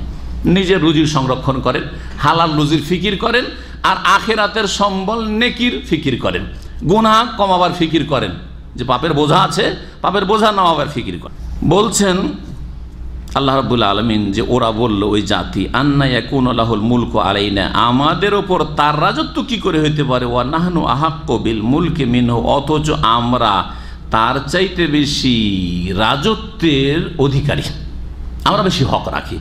ওয়ালাম ইউতা সাআতাম মিনাল মাল, আর তাকে ধন সম্পদের প্রাচুর্য দেওয়া হয়নি। তাহলে এই জাতির, বনি ইসরায়েলদের একটা ধারণা ছিল, যার কাছে বেশি পয়সা আছে সে রাজা হবে, যে বেশি ধনাঢ্য, ধনকুব যে বেশি, সে কি হবে? দেশের শাসক হবে। কথাটা ভুল। পয়সা দিয়ে কাছের মানুষের সাথে পরিচিত হওয়া যায়, সারা দুনিয়ার মানুষের সাথে পরিচিত হওয়া যায় না, কিন্তু এলেম দিয়ে সারা বিশ্ববাসীর কাছে পরিচিত হওয়া যায়। এই এলেমে আর পয়সাতে, এলম আর মালে পার্থক্য। আমার কথাটা বুঝছেন না? বুঝছেন না? যদি খুব পয়সাওয়ালা হন, কে চেনে আপনাকে? আপনার এলাকার লোক, থানার লোক, ডিস্ট্রিক্টের লোক, না বাংলাদেশের লোক চেনে যে আমাদের দেশে খুব ধনী, ঠিক না? বাকি কে চেনে? তারপরে বহু শত্রু আপনার আছে, হিংসা বিদ্বেষ আছে। কিসের জন্য? যে আপনার পয়সা থেকে ভোগ করতে পায় না, সেই আছে না নেই? যদি খাওয়ান, নুন খাওয়ান, তাহলে গুণ গাইবে, না হইলে আপনার দুশ্মন আপনার বাড়ি ডাকাতি করার চেষ্টা করবে, তাই না? কিন্তু এলেমের দ্বারা যদি আপনি শ্রেষ্ঠত্ব প্রমাণ করতে পারেন, এলেমের দ্বারা যদি আপনি বিস্তার লাভ করতে পারেন মানুষের মাঝে, তাহলে এলেমের চর্চা আপনার সারা দুনিয়ায় হবে, এবং এলেম থেকে কেউ ডাকাতি করার চেষ্টা করবে না, বরং উপকৃত হওয়ার চেষ্টা করবে। যে এর এলেম থেকে, সে দুনিয়ার এলেম হোক আর দিনের এলেম, এর কাছ থেকে কিছু শিখি, এর কাছে কিছু টেকনোলজি আছে, এর কাছ থেকে শিখি, অথবা এর কাছে কি কোরআন সুন্নাহর এলম আছে, তার কাছ থেকে কিছু শিখি, এর কাছে কিছু বিদ্যা বুদ্ধি আছে, তাদের থেকে আমরা উপকৃত হই। শত্রুতা করবে না, শত্রুতা করে কিছু লাভও নাই। এলেম কেড়ে ডাকাতি করার নাই, যে মাল টাকা পয়সার মতো ডাকাতি করে রাতের অন্ধকারে নিয়ে যাবে, ঠিক না? ও এসে বসতে হবে, শিখতে হবে, তাহলে এলেম পাওয়া যাবে। বোঝা গেছে না? জি হ্যাঁ। তো এলেম বাড়াবার চেষ্টা করেন, আর মাল যতটা ভাগ্যে আসে আসবে। সামান্য চেষ্টা করলেই হয় দুনিয়া চলার জন্য। তো এই লোকেরা ভেবেছিল যে আমাদের কাছে পয়সা বেশি, আমরা রাজা হইলাম না, আর এই নবী কি করলো রে, একটা গরিব মানুষকে রাজা বানিয়ে দিল। গরিব মানুষ, সেই জন্য ওকে রাজা হইতে দেবে না এরা। কালা, তখন নবী বললেন, ইন্নাল্লাহ ইস্তাফাহু আলাইকুম, আল্লাহ তাকে তোমাদের জন্য মনোনীত করেছেন। আল্লাহ বাছাই করেছেন যে তালুত রাজা হবে, তোমরা কেউ রাজা হবে না। ওয়াজাদাহু বাসতাতান ফিল ইলমি ওয়াল জিসমে, কিসের ভিত্তিতে রাজা নির্ধারণ করলেন? কেন আল্লাহ বেশি পয়সাওয়ালাকে, ধনাঢ্যকে রাজা বানাইলেন না? এই লোককে কেন রাজা বানালেন, একটা যুবক মানুষকে? বলছেন আল্লাহ তাকে সমৃদ্ধ করেছেন। ওয়াজাদাহু, আল্লাহ তাকে সমৃদ্ধ করেছেন। জাবাস্তা ফিল ইলমে, কিসের ক্ষেত্রে? জ্ঞানের ক্ষেত্রে, বিদ্যার ক্ষেত্রে। ওয়াল জিসমে, আর দৈহিক শক্তির ক্ষেত্রে। কারণ দেশ পরিচালনার জন্য যেমন বিচক্ষণতা, বিদ্যা, বুদ্ধি লাগবে, তেমন শরীরে বাহাদুরি লাগবে, সাহস লাগবে। যে কোনো দুশ্মনের বিরুদ্ধে ডেটে দাঁড়াইতে হবে, এই সাহস লাগবে। সাহস না হলে দেশ চালানো যায় না। জি হ্যাঁ, যার ফলে এই দুটো গুণ যখন আছে এর মধ্যে সবচেয়ে বেশি, তখন রাজা হওয়ার হককে রাখে, এই তালুত রাখে, তোমরা কেউ রাখো না। আল্লাহু ইউতি মুলকাহু মাইয়াশা, আর আল্লাহ যাকে চান তার রাজত্ব দিয়ে থাকেন। আল্লাহু ওয়াসিউন আলিম, আল্লাহ প্রাচুর্যময় এবং আল্লাহ সর্বজ্ঞ, সব কিছু জানেন। তারপরে মাঝখানে একটু কথা আছে, সংক্ষেপ করে দিয়ে আল্লাহ রাব্বুল আলামিন একটু আগে থেকে বয়ান করছেন। মাঝখানে কি আছে? ওরা চ্যালেঞ্জ করলো যে ঠিক আছে আপনি বলছেন, তো এই আল্লাহ যে নিযুক্ত করেছেন এই তালুতকে রাজা, এর কোনো দলিল প্রমাণ আছে না? আপনার মৌখিক কথা বিশ্বাস করব? দেখেন কত বেয়াদব বনি ইসরাইলরা, নবীর কথা, মৌখিক কথা বিশ্বাস করবে না। নবীর মৌখিক কথা, অথচ নবীর কথা দলিল, নবীর কথা হচ্ছে দলিল। আল্লাহর পক্ষ থেকে ওহী আসছে, না না আপনি কিছু দলিল প্রমাণ, নিদর্শন, আলামত দেখান, যদি কিছু মুজিজা দেখাইতে পারেন, হ্যাঁ, তাহলে আমরা মেনে নেব যে হ্যাঁ আল্লাহ আসলে হুকুম করেছেন যে তালুতি রাজা হবে, আর কেউ রাজা হবে না। তখন আল্লাহ রাব্বুল আলামিনের কাছে নবী দোয়া করেন, আল্লাহ এই জাতি বনি ইসরাইল তো কোনো মুজিজা চাইছে, কোনো স্পষ্ট দলিল প্রমাণ চাইছে, তালুত কি করে রাজা হইল। তো আল্লাহ বলছে ঠিক আছে, আমি দলিলও দেখিয়ে দিচ্ছি, নবীর মুজিজাও দেখিয়ে দিচ্ছি। মুজিজা কি শোনেন এখন। বলছেন নবী আলাইহিস সালাম, ওয়াকাল আল্লাহুম নবী, তাদের নবী বললেন, ইন্না আয়াতা মুলকিহি, তার রাজত্বের নিদর্শন মানে মুজিজা। নিদর্শন হচ্ছে যা দিয়ে প্রমাণ করা যায় হাক্কানিয়াত, যা দিয়ে নবীর সত্যতা প্রমাণিত হয়। জি হ্যাঁ, আয়াত দুই রকম, আয়াতে কৌনিয়া, আয়াতে শারঈয়া। কৌনিয়া সৃষ্টিগত আয়াত, মুজিজাগুলি অসাধারণ কিছু আল্লাহ করিয়ে দেখালেন, এটা হচ্ছে সৃষ্টিগত নিদর্শন। আর একটা হচ্ছে আয়াতে শারঈয়া, শরীয়তের আয়াত, বিধিবিধান, হুকুম আহকাম আল্লাহর পক্ষ থেকে। অনেক সময় হুকুম আহকাম মানতে রাজি হয় না, তখন আল্লাহ অসাধারণ কিছু নবী রসুলগণকে দিয়েছেন, তাতে ওরা কি হয়েছে? সোজা হয়েছে। জাদুঘররা তো জানছিল শরীয়তের হুকুম, মুসা আলাইহিস সালাম যে কি বলছেন শরীয়তের বিধিবিধানের কথা জানছিল, কিন্তু মানতে রাজি হচ্ছিল। কিন্তু জাদুঘররা যখন মুসা আলাইহিস সালামের লাঠির মুজিজার কাছে পরাজিত হইল, তখন সোজা হয়ে গেল। আর সকালবেলা দুশ্মন হয়ে এসেছিল, হ্যাঁ, কম্পিটিশন আর প্রতিযোগিতা করে মুসা আলাইহিস সালামকে হারাবার জন্য, আর সন্ধ্যাবেলা আল্লাহর সামনে সিজদায় অবনত হয়ে কালেমা লা ইলাহা ইল্লাল্লাহ পড়ে নিয়ে মুসা আলাইহিস সালামের ভক্ত হয়ে গেল। হলো না? হলো না? জি। সকালবেলা ফেরাউনের পক্ষ থেকে এসেছিল, আর সন্ধ্যা হইতে হইতে কয়েক ঘন্টার মধ্যে ফেরাউনের শক্ত দুশ্মন হয়ে গেল। ফেরাউনের কাছে জানের কুরবানি করে দিল, কিন্তু ঈমান হারাইতে রাজি না। এর নাম হচ্ছে ঈমান। তো আল্লাহ রাব্বুল আলামিন বলছেন যে তাদের নবী বলল, ইন্না আয়াতা মুলকিহি, এই তালুতের রাজত্বের নিদর্শন হচ্ছে আইয়াতিয়াকুমুত তাবুত, তোমাদের কাছে একটা সন্দুক আসবে, বক্স, একটা বাক্স আসবে, ফিহে সাকিনাতুম মির রাব্বিকুম, যাতে তোমাদের প্রতিপালকের পক্ষ থেকে প্রশান্তির ব্যবস্থা রয়েছে, মনের শান্তি। এতে কি রয়েছে? তোমাদের মানসিক মনের শান্তি রয়েছে। হ্যাঁ জি, অনেক কিছুতে মনের শান্তি রয়েছে। যেমন আল্লাহর জিকিরে কি রয়েছে? মনের শান্তি রয়েছে। কোরআনে তেলাওয়াতে কি আছে? মনের শান্তি আছে। তওবা ইস্তিগফার, জিকির আজকার, মনের শান্তি আছে। নামাজ পড়লে যত বালা মুসিবত, নামাজ পড়েন, দীর্ঘ সিজদা করেন, নির্জনে আল্লাহকে ডাকেন, মনের শান্তি আছে না নেই?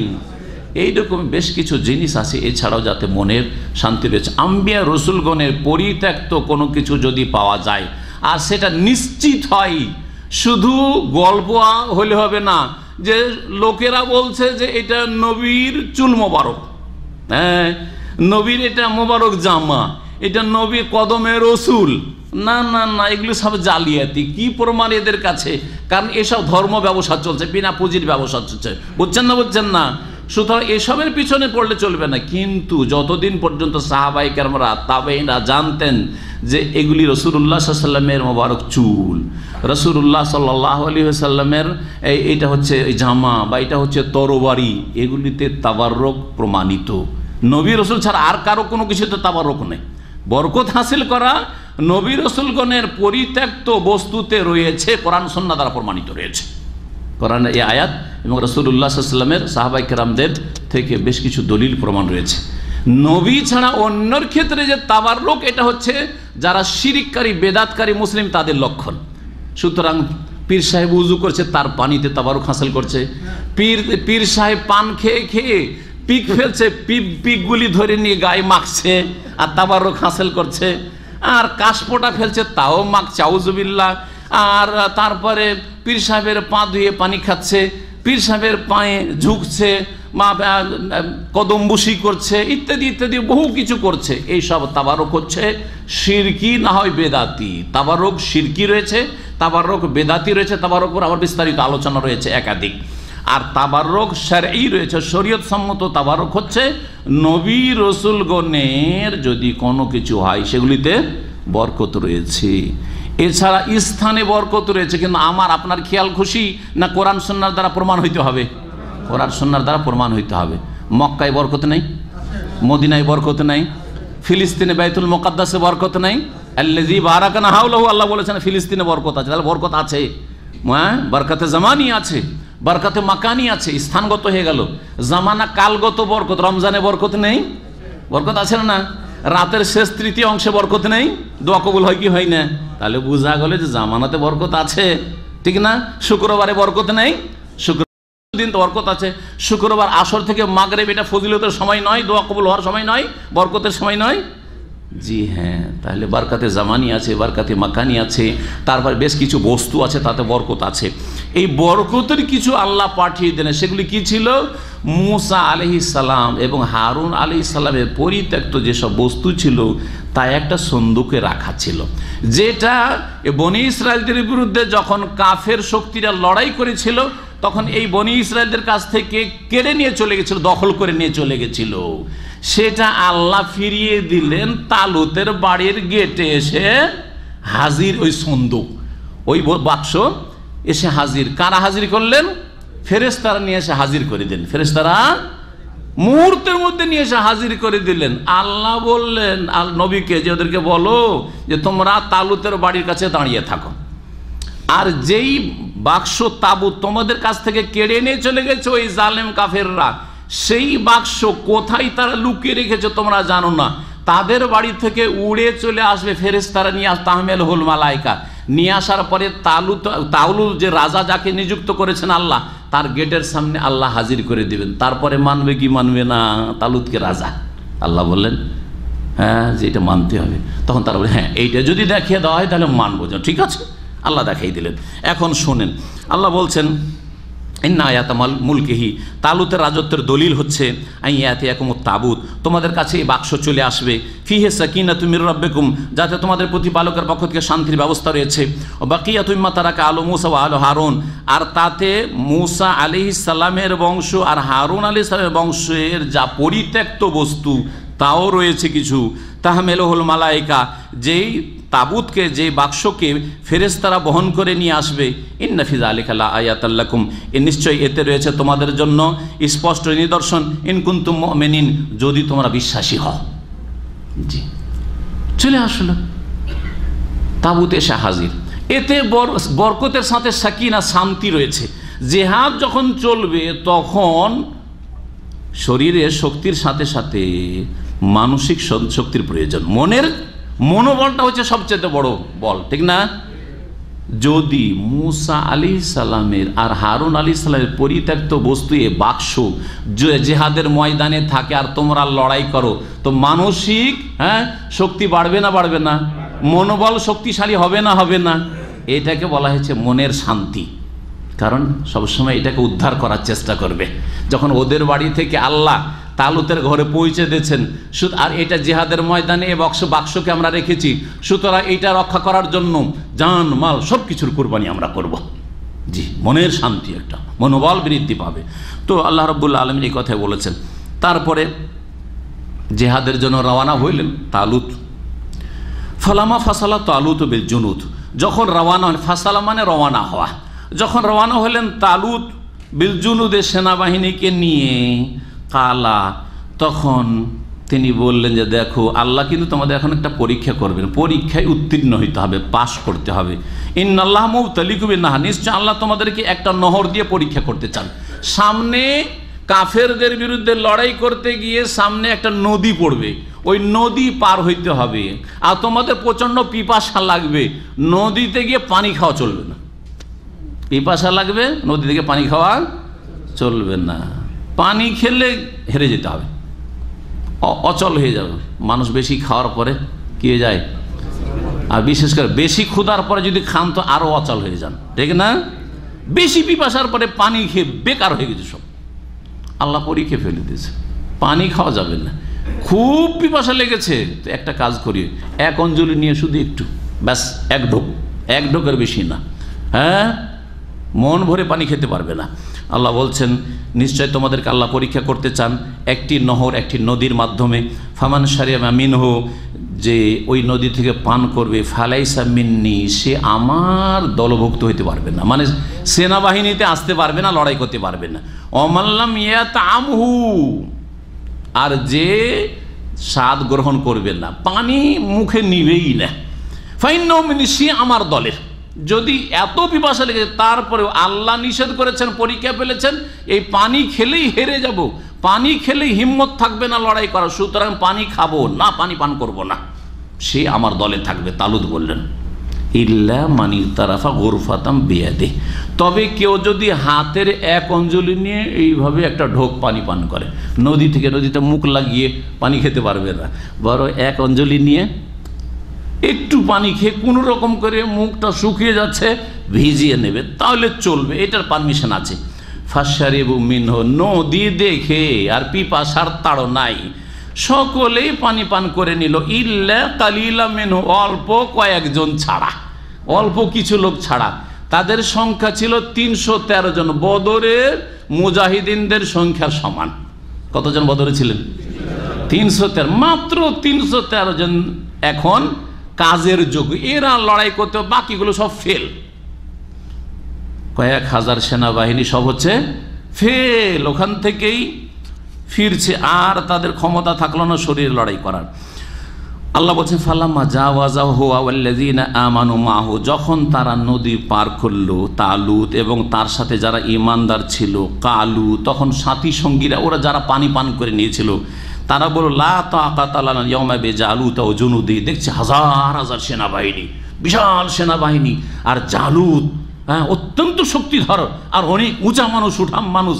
এই প্রধান সেনাপতি এই জালুত কাফের রাজাকে, নেতাকে, সেনাপতিকে দেখে আর এদের অসংখ্য সেনাবাহিনী দেখে এদের অবস্থা খারাপ হয়ে গেছে, বলছে আমরা আর পারবো না লড়াই করতে, যেহেতু পানি আগে খেয়ে নিয়েছে।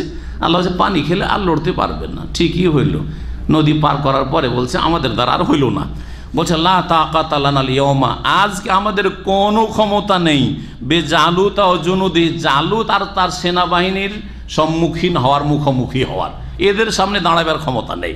কালাল্লাযিনা ইয়াযুন্নুন আন্নাহুম মুলাকুল্লাহ, কিন্তু যাদের এই বিশ্বাস ছিল যে তারা আল্লাহর সাথে অবশ্যই সাক্ষাৎ করবে, আল্লাহর সামনে জবাব দিতে হবে, আল্লাহর ভয় ছিল, তারা বলল দেখো এ কথা কেন বলছো তোমরা, কাম মিন ফিয়াতিন কালিলাতিন গালাবাত ফিয়াতান কাসীরা বিইযনিল্লাহ ওয়াল্লাহু মাআস সাবিরিন, তোমরা কম সেই জন্য, ওরা বেশি সেই জন্য।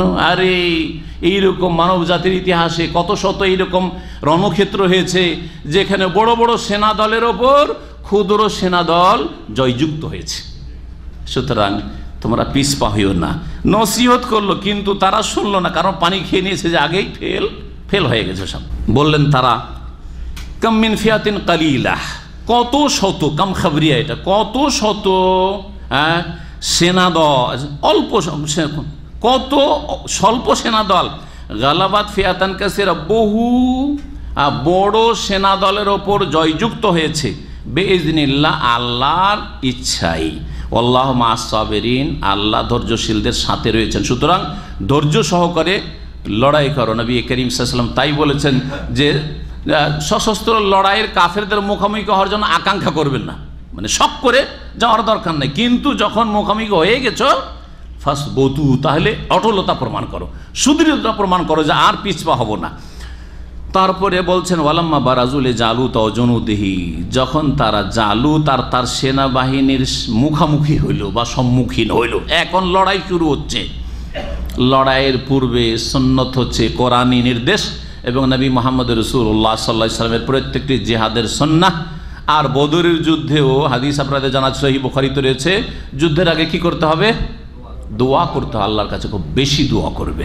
জি, তারা দোয়া করতে লাগলেন সম্মুখীন হওয়ার আগে কাফেরদের, রব্বানা আফরিগ আলাইনা সাবরা ওয়াসাব্বিত আকদামানা ওয়ানসুরনা আলাল কওমিল কাফিরিন, হে আমাদের প্রতিপালক আমাদের ওপর ধৈর্য ঢেলে দাও, আফরাগা মানে ঢেলে দাও, ওয়াসাব্বিত আকদামানা আমাদের পদগুলিকে সুদৃঢ় করো, প্রতিষ্ঠিত করো, ওয়ানসুরনা আলাল কওমিল কাফিরিন আর কাফের জাতির ওপর আমাদেরকে বিজয় দান করো, সাহায্য করো।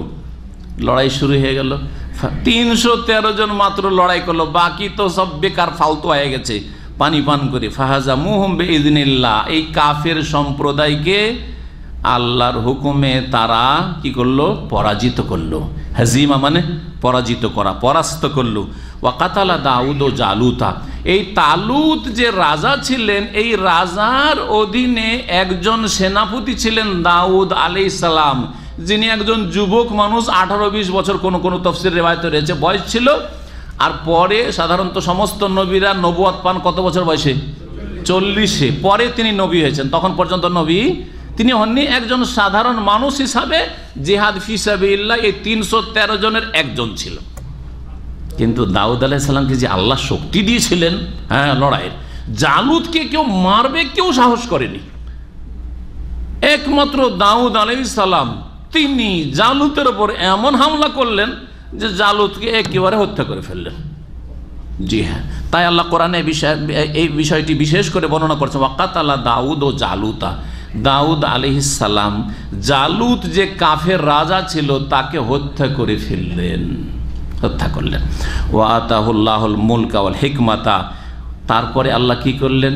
কিছুদিন পরে তালুতের জামানা শেষ হয়ে গেল, দাউদ আলাইহিস সালাম নবীও হইলেন, আর তার সাথে সাথে রাজা ও বাদশাহ হইলেন। বলছেন ওয়া আতাহুল্লাহুল মুলকা, আল্লাহ তাকে রাজত্ব দান করলেন দাউদ আলাইহিস সালামকে, অল হিকমাতা এবং প্রজ্ঞা দান করলেন, মানে হিকমা এর সাথে মুলকের সাথে নবুয়াত, এখানে হিকমা মানে তাহলে হচ্ছে নবুয়াত, ওহির জ্ঞান দান করলেন, মানে নবী করলেন। ওয়া আল্লামাহু মিম্মা ইয়াশা, আর যা কিছু চাইলেন আল্লাহ তাকে শিক্ষা দান করলেন ওহির মাধ্যমে। তারপরে আল্লাহ রাব্বুল বলছেন যে মানব জাতির ইতিহাসে এক দল আর এক দলের বিরুদ্ধে সংগ্রামে থাকবেই, লড়াই চলতে থাকবে। আল্লাহ রাব্বুল আলামিন সৃষ্টিগত নীতিমালা হচ্ছে যে এক দলকে দিয়ে আর এক দলকে প্রতিহত করা। যদি আল্লাহ প্রতিহত না করেন, কোনো একটি শক্তিশালী দলকে সব সময় রেখে দেন, অথচ তারা জালেম, তাহলে পৃথিবীতে শান্তিতে কেউ বাস করতে পারবে না। যখনই জালেম মাথা চাড়া দিয়েছে, কিছুদিন জুলুম চালিয়েছে, অত্যাচার করেছে, আর তারপরে তাদেরকে আল্লাহ দমন করার জন্য এক দলকে তৈরি করেছেন। এটি হচ্ছে আল্লাহ রাব্বুল আলামিন সৃষ্টিগত নীতিমালা, সুন্নাতুল্লাহ। তাই বলছেন ওয়ালাউলা দাফউল্লাহিন নাসা বা'দাহুম বিবা'দ, যদি আল্লাহ রাব্বুল আলামিনের প্রতিহত না করা হতো মানুষের একটি দলকে আর একটি দলের মাধ্যমে, বা'দাহুম বিবা'দ, একটি দলকে জালেম দলকে আরেকটি দল দিয়ে যদি আল্লাহ প্রতিহত না করতেন, লাফাসাদাতিল আরদু, পৃথিবীতে বিপর্যয় সৃষ্টি হয়ে যেত, মানুষ হয়ে বাস করতে পারত না, হিংস্র পশুর চাইতেও খারাপ হয়ে যেত।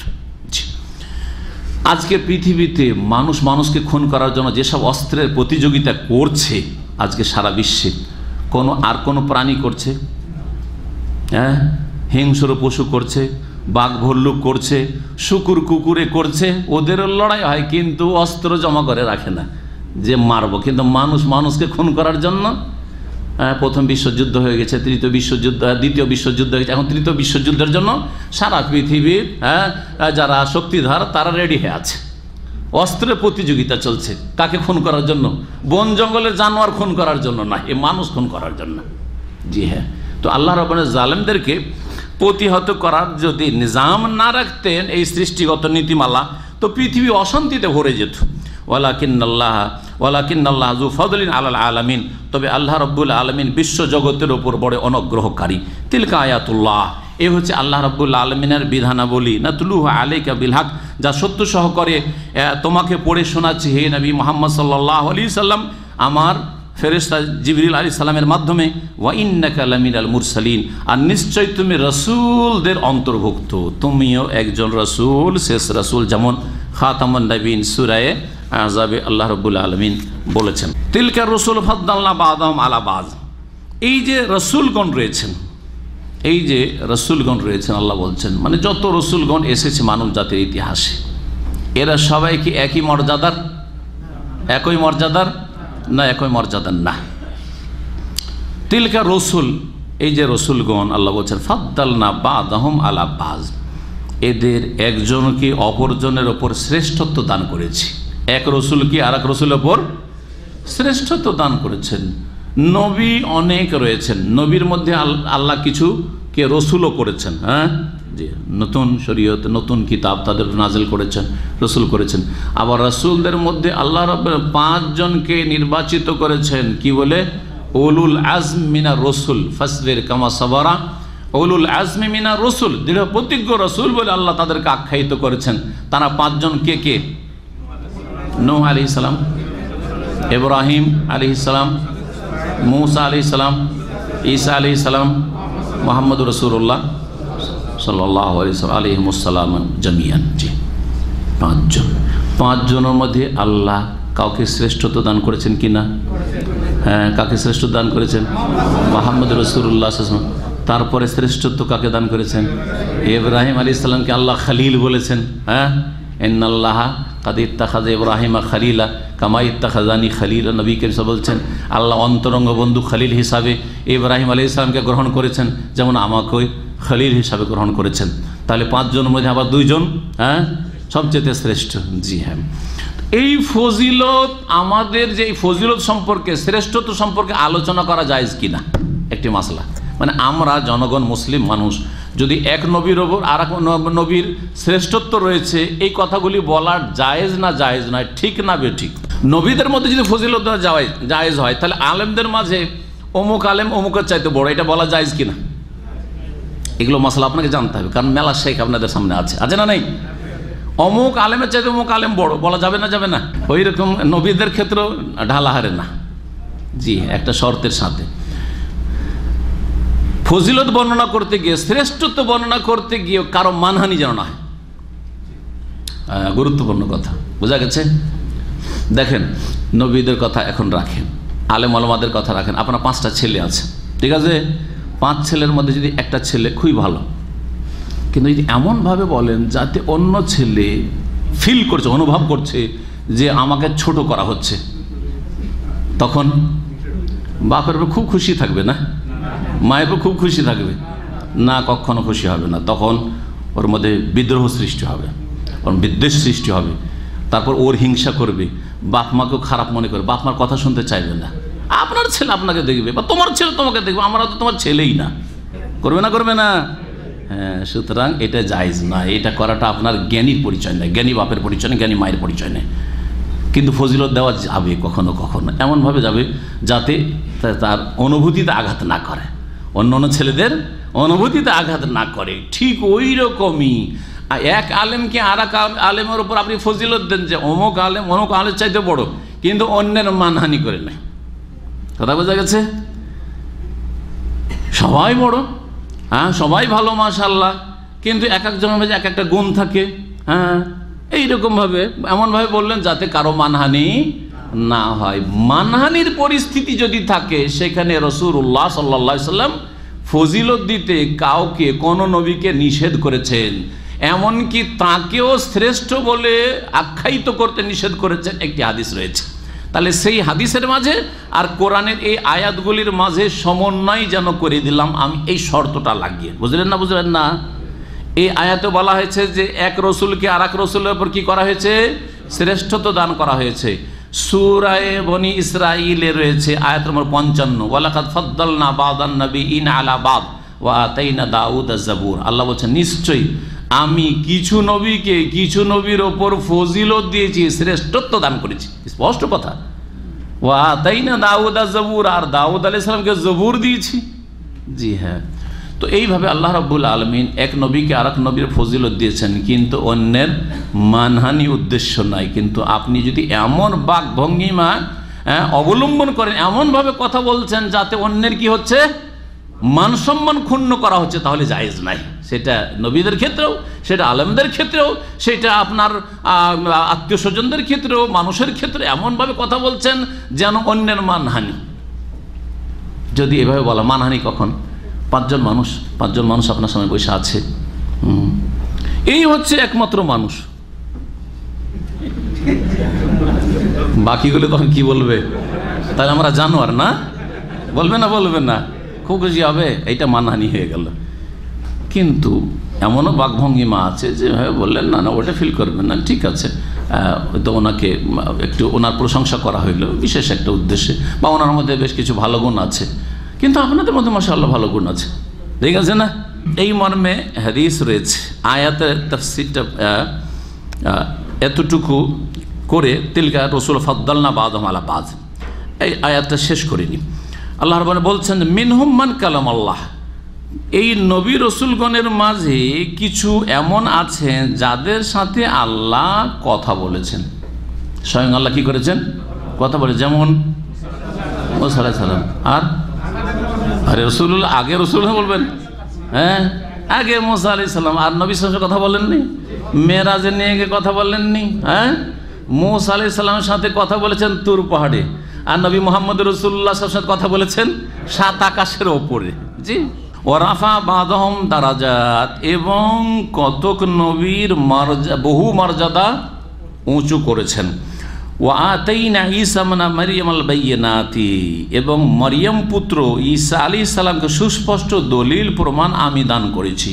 ওয়া আইয়াদনাহু বিরূহিল কুদুস, পবিত্র আত্মা জিবরাইল আলাইহিস সালাম দ্বারা আমি তাকে শক্তিশালী করেছি। তাকে সৃষ্টি আল্লাহ করেছেন, জিবরাইল আলাইহিস সালামকে পাঠিয়ে তার ফুকের মাধ্যমে তার মা গর্ভধারণ করেছে, এবং তাছাড়াও তার জীবদ্দশায় তাকে শক্তিশালী করেছেন। বনি ইসরায়েল যখন খুন করার জন্য এসেছিল, তখন জিবরাইল আলাইহিস সালামের মাধ্যমে আল্লাহ রাব্বুল আলামিন তাকে উপরে উঠিয়েছেন। এটার দিকে অঙ্কিত রয়েছে ওয়ালাউ শা আল্লাহু মাক্তাতালাল্লাযিনা মিন বাদিহি মিন বাদি মা জাআতুল বায়িনা, আল্লাহ যদি চান তাহলে এই নবী রসুলগণের পরে যারা আপোষে মারামারি করেছে, ইখতাতালা মানে লড়াই করা, আপোষে লড়াই করা, আপোষে যারা লড়াই করেছে, মারামারি করেছে, তারা এসব করতো না। তাদের কাছে সুস্পষ্ট দলিল প্রমাণ চলে আসার পরে, হেদায়েতের বাণী চলে আসার পরে, ওয়ালাকিন ইখতালাফু, কিন্তু মানুষের স্বভাব হচ্ছে কি করা? মতবিরোধ করা, হ্যাঁ, মতানৈক্য লিপ্ত হওয়া। তারা ইখতিলাফ করেছে, মতবিরোধে লিপ্ত হয়েছে। ফামিনহুম মান আমানা, সুতরাং কিছু মানুষ এমন আছে যারা বিশ্বাস স্থাপন করেছে, ঈমান নিয়ে এসেছে, মুমিন হয়েছে। ওয়ামিনহুম মান কাফার, আর কিছু মানুষরা কুফরি করেছে ইখতিলাফ করে। ওয়ালাউ শা আল্লাহু মাক্তাতালু, আল্লাহ যদি চাইতেন তাহলে তার আপোষে লড়াই করতো না, আবু জাহাল আবু লাহাবের দল তৈরি হইতো না। সুতরাং নবী মুহাম্মদ রাসূলুল্লাহ সাল্লাল্লাহু আলাইহি ওয়াসাল্লাম তার সাহাবায়ে কেরামদের বিরুদ্ধে তারা লড়াইয়ের জন্য বদর, ওহদ আর খন্দক করতে আসতো না। আল্লাহ চাইলে হইতো না, কিন্তু আল্লাহ চেয়েছেন। আল্লাহ চান না? চান না? কিন্তু আল্লাহ কি পছন্দ করেন? এই চাওয়ার পছন্দ করায় কি আছে? পার্থক্য আছে। আল্লাহ কি লড়াই করার হুকুম করেন হকের বিরুদ্ধে? আল্লাহ চাইছেন যে সব কিছু হোক, কারণ আল্লাহ যদি না চান তো আবার কিছু হইতে পারবে না। তাহলে পরীক্ষা কি থাকলো? পরীক্ষা তো থাকলো না। তাহলে আল্লাহ চান যে মানুষ স্বাধীনভাবে, আমি সৃষ্টি করেছি স্বাধীনভাবে এই স্বাধীনতার সদ্ব্যবহার করে শতলোক হয়ে যাক, জান্নাতি হয়ে যাক। স্বাধীনতার অসৎ ব্যবহার করে জাহান্নামে চলে যাক, বাধা দেন না আল্লাহ। যে জান্নাতে যেতে চাইছে তাকেও আল্লাহ বাধা দেন না, যে জাহান্নামে যেতে চাইছে তাকেও আল্লাহ বাধা দেন না। তাহলে না পরীক্ষা হবে। কিন্তু আল্লাহ যদি আমাদের ক্ষমতাকে এমনভাবে কি করে দিতেন, এমনভাবে রেখে দিতেন যে আমাদের কোনো ক্ষমতাই নেই। আমরা যেমন এই বোতলের মতো এখানে রেখে দেওয়া হচ্ছে, কিয়ামত পর্যন্ত এখানে পড়ে থাকলে পড়ে থেকে যাবে, এই সরবে না, না সরবে? কিন্তু আপনারা সরে যাবেন, থাকবেন না, কিছুক্ষণ পরে আপনারা কেটে পড়বেন, ঠিক না? আপনাদেরকে যদি আল্লাহ এরকম করে দিতেন তাহলে তো ক্ষমতা ছিল না আপনাদের কিছু। আল্লাহ এরকম করলে পরীক্ষা কি? জান্নাতি আল্লাহ এমনভাবে বানিয়ে দেন জাহান্নামে যেতেই পারবেন না, জাহান্নামের কাজই করতে পারবেন না, বা এমনভাবে করে সৃষ্টি করে দিয়েছেন যে ও জাহান্নামেরই কাজ হবে, ও জান্নাতের কাজ ওর দ্বারা হবেই না। তাহলে ও স্বাধীনতাই তো ছিনিয়ে নিয়েছেন, তো পরীক্ষা কিসের আবার? আল্লাহ তো পরীক্ষার জন্য দুনিয়ার জগতে পাঠিয়েছেন, এটা দারুল ইমতিহান, পরীক্ষার জগৎ। তাই আল্লাহ রাব্বুল আলামিনের এই দুটো ভাষা মনে রাখবেন। জি হ্যাঁ, একটা হচ্ছে আল্লাহর চাওয়া ইচ্ছা, আর একটা হচ্ছে আল্লাহর সন্তুষ্টি। আল্লাহ ভালো মন্দ দুটাই চান, ভালো মন্দ দুটোই চান, কিন্তু আল্লাহ রাজি থাকেন কিসের ওপর? ভালোর ওপর, মন্দের ওপর না। আল্লাহ চান যে দুনিয়াতে ভালো মন্দ দুই লোকই থাক, জান্নাত জাহান্নাম দুটোরই কাজ মানুষ করুক, আমি বাধা দেব না, যে যা করছে করুক। কিন্তু আল্লাহ কি হুকুম করেছেন? বলেছেন যে শিরিক করো, জাহান্নামে যাও। বলেছেন যে খুন করো, জাহান্নামে যাও। বলেছেন জেনা করো, জাহান্নামে যাও। হ্যাঁ, বলেছেন যে নামাজ ছাড়ো, জাহান্নামে যাও না। আল্লাহ বলছেন ভালো কাজ করো, ভালো কাজের হুকুম করো। আয় আল্লাহ রাব্বুল বলছেন ওয়ালাউ শা আল্লাহ মাক্তাতালাল্লাযিনা মিন বাদি মা জাআতুহুল বায়্যিনাত ওয়ালাকিন ইখতালাফু। মানুষের স্বভাব হচ্ছে মতবিরোধ করা। আল্লাহ চাইলে এসব করতো না তারা। তাদের কিছু লোক ঈমান নিয়ে এসেছে, তাদের কিছু লোক কুফরি করেছে। ওয়ালাউ শা আল্লাহ, তার আল্লাহ যদি চাইতেন তো তারা আপোষে লড়াই করতো না। ওয়ালাকিন্নাল্লাহ ইয়াফআলু মা ইউরিদ, তবে আল্লাহ যা চান তাই করেন। ইয়া আইয়ুহাল্লাযিনা আমানু, হে মুমিন সকল, আনফিকু মিম্মা রাযাকনাকুম, তোমাদেরকে যা আমি উপজীবিকা স্বরূপ দিয়েছি তা থেকে ব্যয় করো। আমাদের রিজিক স্বরূপ আমাদেরকে যা দিয়েছেন ব্যয় করতে হবে। রিজিক মানে শুধু পয়সা না, যদিও জনগণ আম মানুষ বুঝে রিজিক মানে কি? খাদ্যবস্তু, পানীয় বস্তু, ভোগের সামগ্রী। হ্যাঁ, ভোগের সামগ্রী শুধু টাকা কি? ভোগের সামগ্রী শুধু জমি জায়গা সম্পদ না? ভোগের সামগ্রী তুমি খরচ করবে যেমন টাকা পয়সা থেকে, জমি জায়গা থেকে, তোমার ফসল থেকে, তেমনি তোমার বিদ্যাটাও রিজিক। সুতরাং হে ব্যক্তি, তোমাকে যে এলেম দিয়েছি এলেম থেকেও খরচ করো। এলেম খরচ করতে হবে না? হবে না? দিনের এলেম থাকলে খরচ করা ফরজ। যাকে আল্লাহ দিনের জ্ঞান দান করেছেন অন্যকে দিতে হবে, শিখাইতে হবে, যাতে কোরআন হাদিসের এলেম না উঠে যায়। যদি বোবা হয়ে বসে থাকে আর কোরআন হাদিসের শিক্ষা না দিতে এলেম উঠে যাবে না? তাহলে এটাও রিজিক। এতে থেকে আল্লাহ আনফিকু বলেছেন, ব্যয় করতে হবে। দুনিয়ার এলেম মুসলিমদের কাছে বড় বড় বৈজ্ঞানিক আছে, তাহলে তাদেরকেও বলা হচ্ছে যে তোমাদেরকে আল্লাহ এই রিজিক দিয়েছেন, বিজ্ঞান দিয়েছেন, পাণ্ডিত্য দান করেছেন, তোমাদেরকে মেডিকেলের জ্ঞান দান করেছেন। সুতরাং এতে থেকে খরচ করো। সৎ নিয়তে যদি খরচ করো তো আল্লাহ উত্তম প্রতিদান দুনিয়া আখেরাতে দেবেন। মুসলিম জাতিতে কিছু মানুষ আমি তৈরি করে যাব, যাতে করে মুসলিম জাতি স্বাবলম্বী হতে পারে, দেশ শক্তিশালী হতে পারে, তাহলে দুনিয়া আখেরাতে এর আজর পাবে, বদলা পাবে। আর যদি পেট ব্যবসায়ী হয় যে আমি মেডিকেল শিখাবো কিন্তু আমার স্যালারি কত, হ্যাঁ, আমার ফ্যাসিলিটি কত, আমাকে আপনি কি দেবেন, আমি একটা টেকনোলজি আপনাকে শিখিয়ে দেব কিন্তু এর ওপর এত টাকা দিতে হবে, তাহলে আপনি যেটা চেয়েছেন সেটা পেয়েছেন, টাকা পেয়েছেন, আপনি জাতির উদ্দেশ্যে কিছু করেননি, সুতরাং কিছু পাবেন না আখেরাতে। কথা বোঝা গেছে না বা যায়নি? সুতরাং একজন মানুষ সে দিনের আলেম হোক বা দুনিয়ার আলেম জ্ঞানী হোক, যদি ইন্নামাল আমাল বিন্নিয়াতের উপর আমল করে তো দিন দুনিয়া দুটোই পাবে। আলেমরা কি দুনিয়া পায় না? কিন্তু যে পেট পেট দুনিয়া দুনিয়া করে শুধু দুনিয়া পাবে, আখেরাত পাবে না আলেম হইল। বোঝা গেছে কি না? ঠিক ওই রকমই ডাক্তার, ইঞ্জিনিয়ার বা যারা প্রফেসর, অন্য অন্য সাবজেক্টের শিক্ষক যদি জাতির কল্যাণের উদ্দেশ্যে কিছু করে, আল্লাহর সন্তুষ্টির জন্য সৎ নিয়তটা রাখে যে আমি মুসলিম জাতির কিছু করে যাব, আমার দেশবাসীর কিছু করে যাব, আমার মুসলিম ভাই বোনদের জন্য কিছু করে যাব, এদেরকে শক্তিশালী করার চিন্তা চেতনা আছে, তাহলে দুনিয়াতেও তার স্যালারি বা যে সুযোগ সুবিধা সরকার দিয়েছে সেটাও পাবে, বা যেটা পাচ্ছে ফিস পাচ্ছে সেটার পিছনে মরিয়া হয়ে ছুটে না, আর আখেরাতেও পাবে, ইনশাআল্লাহ আখেরাতেও পাবে। আল্লাহ বলছেন আনফিকু মিম্মা রাযাকনাকুম, তোমাদেরকে যা আমি উপজীবিকা স্বরূপ দান করেছি তা থেকে তোমরা ব্যয় করো। বিদ্যা, বুদ্ধি, চিন্তা, চেতনা, সময় ব্যয় করেন। দিনের কাজে সময় দিতে হবে, দিনের কাজে সময় দাও, সময়টাও আপনার রিজিক। আল্লাহ আপনাকে আয়ু দিয়েছেন, এটা আপনার রিজিক না? সুতরাং এই আয়ু থেকে কিছু সময় ইবাদত বন্দেগীতে ফরজ, কিছু আছে সুন্নত মুস্তাহাব, তাহাজ্জুদ, সালাতুদ দুহা, আর কিছু পার্সোনাল ইবাদত, কিছু ইবাদতে মুতাআদ্দি, যে ইবাদত দিয়ে শুধু আপনার পার্সোনাল লাভ হবে না বরং জাতির লাভ হবে। সময় দিচ্ছেন আপনি শ্রম দিচ্ছেন, আপনি পরামর্শ দিচ্ছেন, ইত্যাদি ইত্যাদি, যে কোনোভাবে যে আল্লাহর দ্বীনের জন্য বা মুসলিম জাতির জন্য কাজ করবে তারা এই আয়াতের অন্তর্ভুক্ত হবে। আনফিকু মিম্মা রাযাকনাকুম, তোমাদেরকে যে উপজীবিকা দান করেছি তা থেকে তোমরা ব্যয় করো। মিন কাবলি আন ইয়াতিয়া ইয়াউম, সেই দিন আসার আগেই, কারণ সেই দিন আসলে আর সেই দিন কোনো কিছু খরচ করতে পারবে না, হাতে কিছু থাকবেও না, আর থাকলেও খরচ করার জায়গা সেটা না, সেটা বদলার জগৎ, সেটা কর্ম জগৎ না, সেটা হচ্ছে হাসরের মাঠ, বিচার দিবস, মৃত্যুর পরের জগৎ। মৃত্যুর পরে কবরেও আকাঙ্ক্ষা করবে যে আল্লাহ ফিরিয়ে দাও, কিছু ভালো কাজ করে আসি, আর বিচার দিবসে আল্লাহর কাছে দরখাস্ত করে আল্লাহ ফিরিয়ে দাও, রব্বের জীবন আল্লি আমাল সনে, আল্লাহ ফিরিয়ে দাও, তাও হবে না। যখন মুমূর্ষ অবস্থায় মালাকুল মওতকে, আযাবের ফেরেশতাকে দেখে নেছে মানুষ, তখনও একবার বলে রব্বের জীবন আল্লাহ ফিরিয়ে দাও, 3 জায়গাতে বলবে এই কথাটি, 3 জায়গাতে বলবে। একটা মরণের সময়, আর এটা কবরের জীবনে যখন আযাব শুরু হবে, আবার হাসরের মাঠে জাহান্নামে চলে যাওয়ার পর ওখান থেকে বলে আল্লাহ রব্বানা আখরিজনা মিনহা, এই জাহান্নামের আযাব থেকে, জাহান্নাম থেকে একবার বের করে দাও, আখরিজনা না'মাল সালিহান, ভালো কাজ করে আসবো, গায়রাল্লাযী কুননা না'মাল, যা আমল করেছি ওগুলো আর করব না। জি, আল্লাহ বলে ইখসাউ ফিহা ওয়ালা তুকাল্লিমুন, লাঞ্ছিত হয়ে জাহান্নামে ঢুকে থাকো, লাঞ্ছিত হয়ে এখানে থাকো, ওয়ালা তুকাল্লিমুন, কথা বলবে না। আল্লাহ রাব্বুল আলামিন কথা বলবেন। আল্লাহ রাব্বুল আলামিন যেন আমাদেরকে জাহান্নাম থেকে রক্ষা করেন, কবর আযাব থেকে রক্ষা করেন, হাসরের দিবসের আযাব থেকে আল্লাহ রক্ষা করেন। তো আল্লাহ বলছেন যে সেই দিন আসার আগেই তোমাদেরকে যে আমি রিজিক দিয়েছি তা থেকে ব্যয় করো। কি সেই দিনটা কেমন হবে? বলছে সেই দিন লা বাইউন ফিহা, সেখানে কোনো ব্যবসা বাণিজ্য থাকবে না।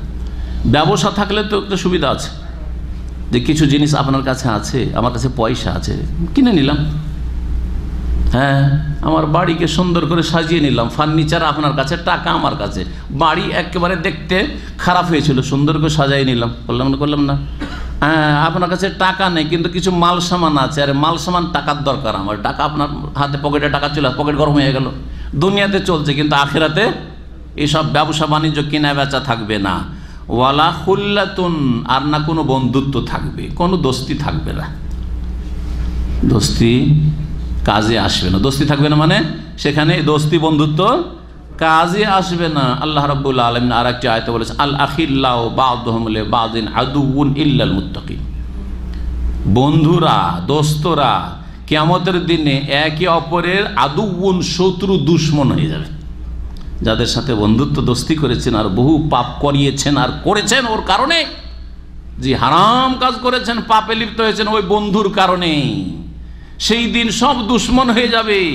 বহু টাকা খরচ করে তাদেরকে খাওয়িয়েছেন, আর অনেক আপনাকে খাওয়িয়েছে, আর অনেক সুযোগ সুবিধা দিয়েছে আপনাকে দুনিয়াতে, কিন্তু দিনের খাতিরে, আল্লাহর খাতিরে, রসুলের খাতিরে, ইসলামের খাতিরে দোস্তি ছিল না, কোনো কাজে আসবে না। একটাই দোস্তি, বন্ধুত্ব কাজে আসবে, সেটা হচ্ছে ইল্লাল মুত্তাকিন, আল্লাহ ভীরু যারা, তাকওয়ার ভিত্তিতে সম্পর্ক ছিল। আমার সম্পর্ক আপনাদের সাথে ঈমানের সম্পর্ক, তৌহিদের সম্পর্ক, সুন্নাতের সম্পর্ক, শিরকে উৎখাত করতে হবে, বিদাতকে নির্মূল করতে হবে, আর সারা পৃথিবীতে 5 ওয়াক্ত সালাত প্রতিষ্ঠা করতে হবে, আল্লাহর দ্বীনের বিধিবিধান প্রতিষ্ঠা করতে হবে, যার যতটা যেখানে ক্ষমতা আছে আপন জায়গায় থেকে দ্বীন ইসলামের খেদমত করতে হবে। এতে আমরা সব একমত। এর ভিত্তিতে যে সম্পর্কটা আমাদের গড়ে উঠছে আর উঠেছে আর উঠবে, এটা হচ্ছে তাকওয়ার ভিত্তিতে। এই দোস্তি, এই বন্ধুত্ব, এই ভালোবাসাটা কিয়ামতের দিনও কাজে আসবে। একেবারে কিছু কাজে আসবে এমন কথা নয়। সেই দিন আম্বিয়া রসুলগণের শাফাত রয়েছে, যে শাফাত শাফাতের কথা কোরআন সুন্নায় রয়েছে। আর সেই দিন নেক বান্দাদের শাফাত রয়েছে, শহীদদের শাফাত রয়েছে, সাহাবাই কেরামদের তার আগে শাফাত রয়েছে, রাসূলুল্লাহ সাল্লাল্লাহু আলাইহি ওয়াসাল্লাম, আম্বিয়া রাসূলগণের পরে। আর শাফাত যে কোনো নেক মানুষের রয়েছে, আল্লাহ ভালো। কিন্তু শাফাত মানে গায়ের জোরে আল্লাহর কাছ থেকে কিছু করে নিয়ে আসা নয়, যেমন পীর ভণ্ডরা এটা বুঝাইতে চায় না, গায়ের জোর না, সেজদায় লুটিয়ে পড়ে, তাও 2 শর্তের সাথে। 2টো শর্ত কে বলতে পারে? আল্লাহর কাছে সুপারিশ হবে কিন্তু 2টো শর্তের সাথে। কে বলতে পারে? লিমাইয়া ইয়াশা আল্লাহ আও ইয়ারদা, আল্লাহ যার জন্য চাইবেন এবং যার জন্য রাজি হবেন। ওয়ালা ইয়াশফাউনা ইল্লা লিমান ইরতাদা, 2টো শর্ত কোরআনে কারিমে বিভিন্ন আয়াতগুলিতে রয়েছে। তা হচ্ছে, একটা হচ্ছে আয়াতুল কুরসিতে আছে, মান যাল্লাযী ইয়াশফাউ ইনদাহু ইল্লা বিইজনিহি। ইজন মানে কি? অনুমতি। প্রথম কথা, যেই লোকটা শাফাত করবে তাকে আল্লাহ যদি পারমিশন দেন, অনুমতি দেন যে এই তুমি শাফাত করো, তোমার সুপারিশ কবুল করব, আগে অনুমতি লাগবে।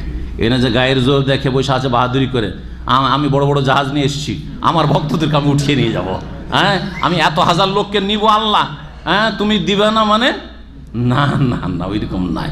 এগুলো শয়তানি কথা, এগুলো গুমরাহদের কথা, এগুলো হচ্ছে যারা পকেট মার পীর, তাদের কথা বোঝা গেছে।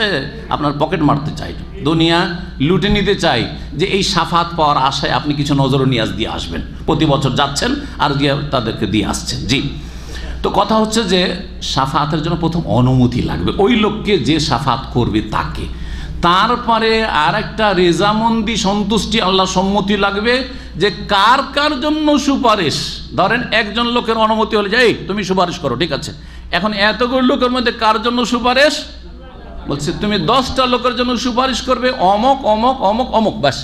বা এই ক্যাটাগরির যারা এই ধরনের পাপের কারণে ফেঁসে আছে, জাহান্নামে যাচ্ছে, ওদের জন্য, বাকি নাই।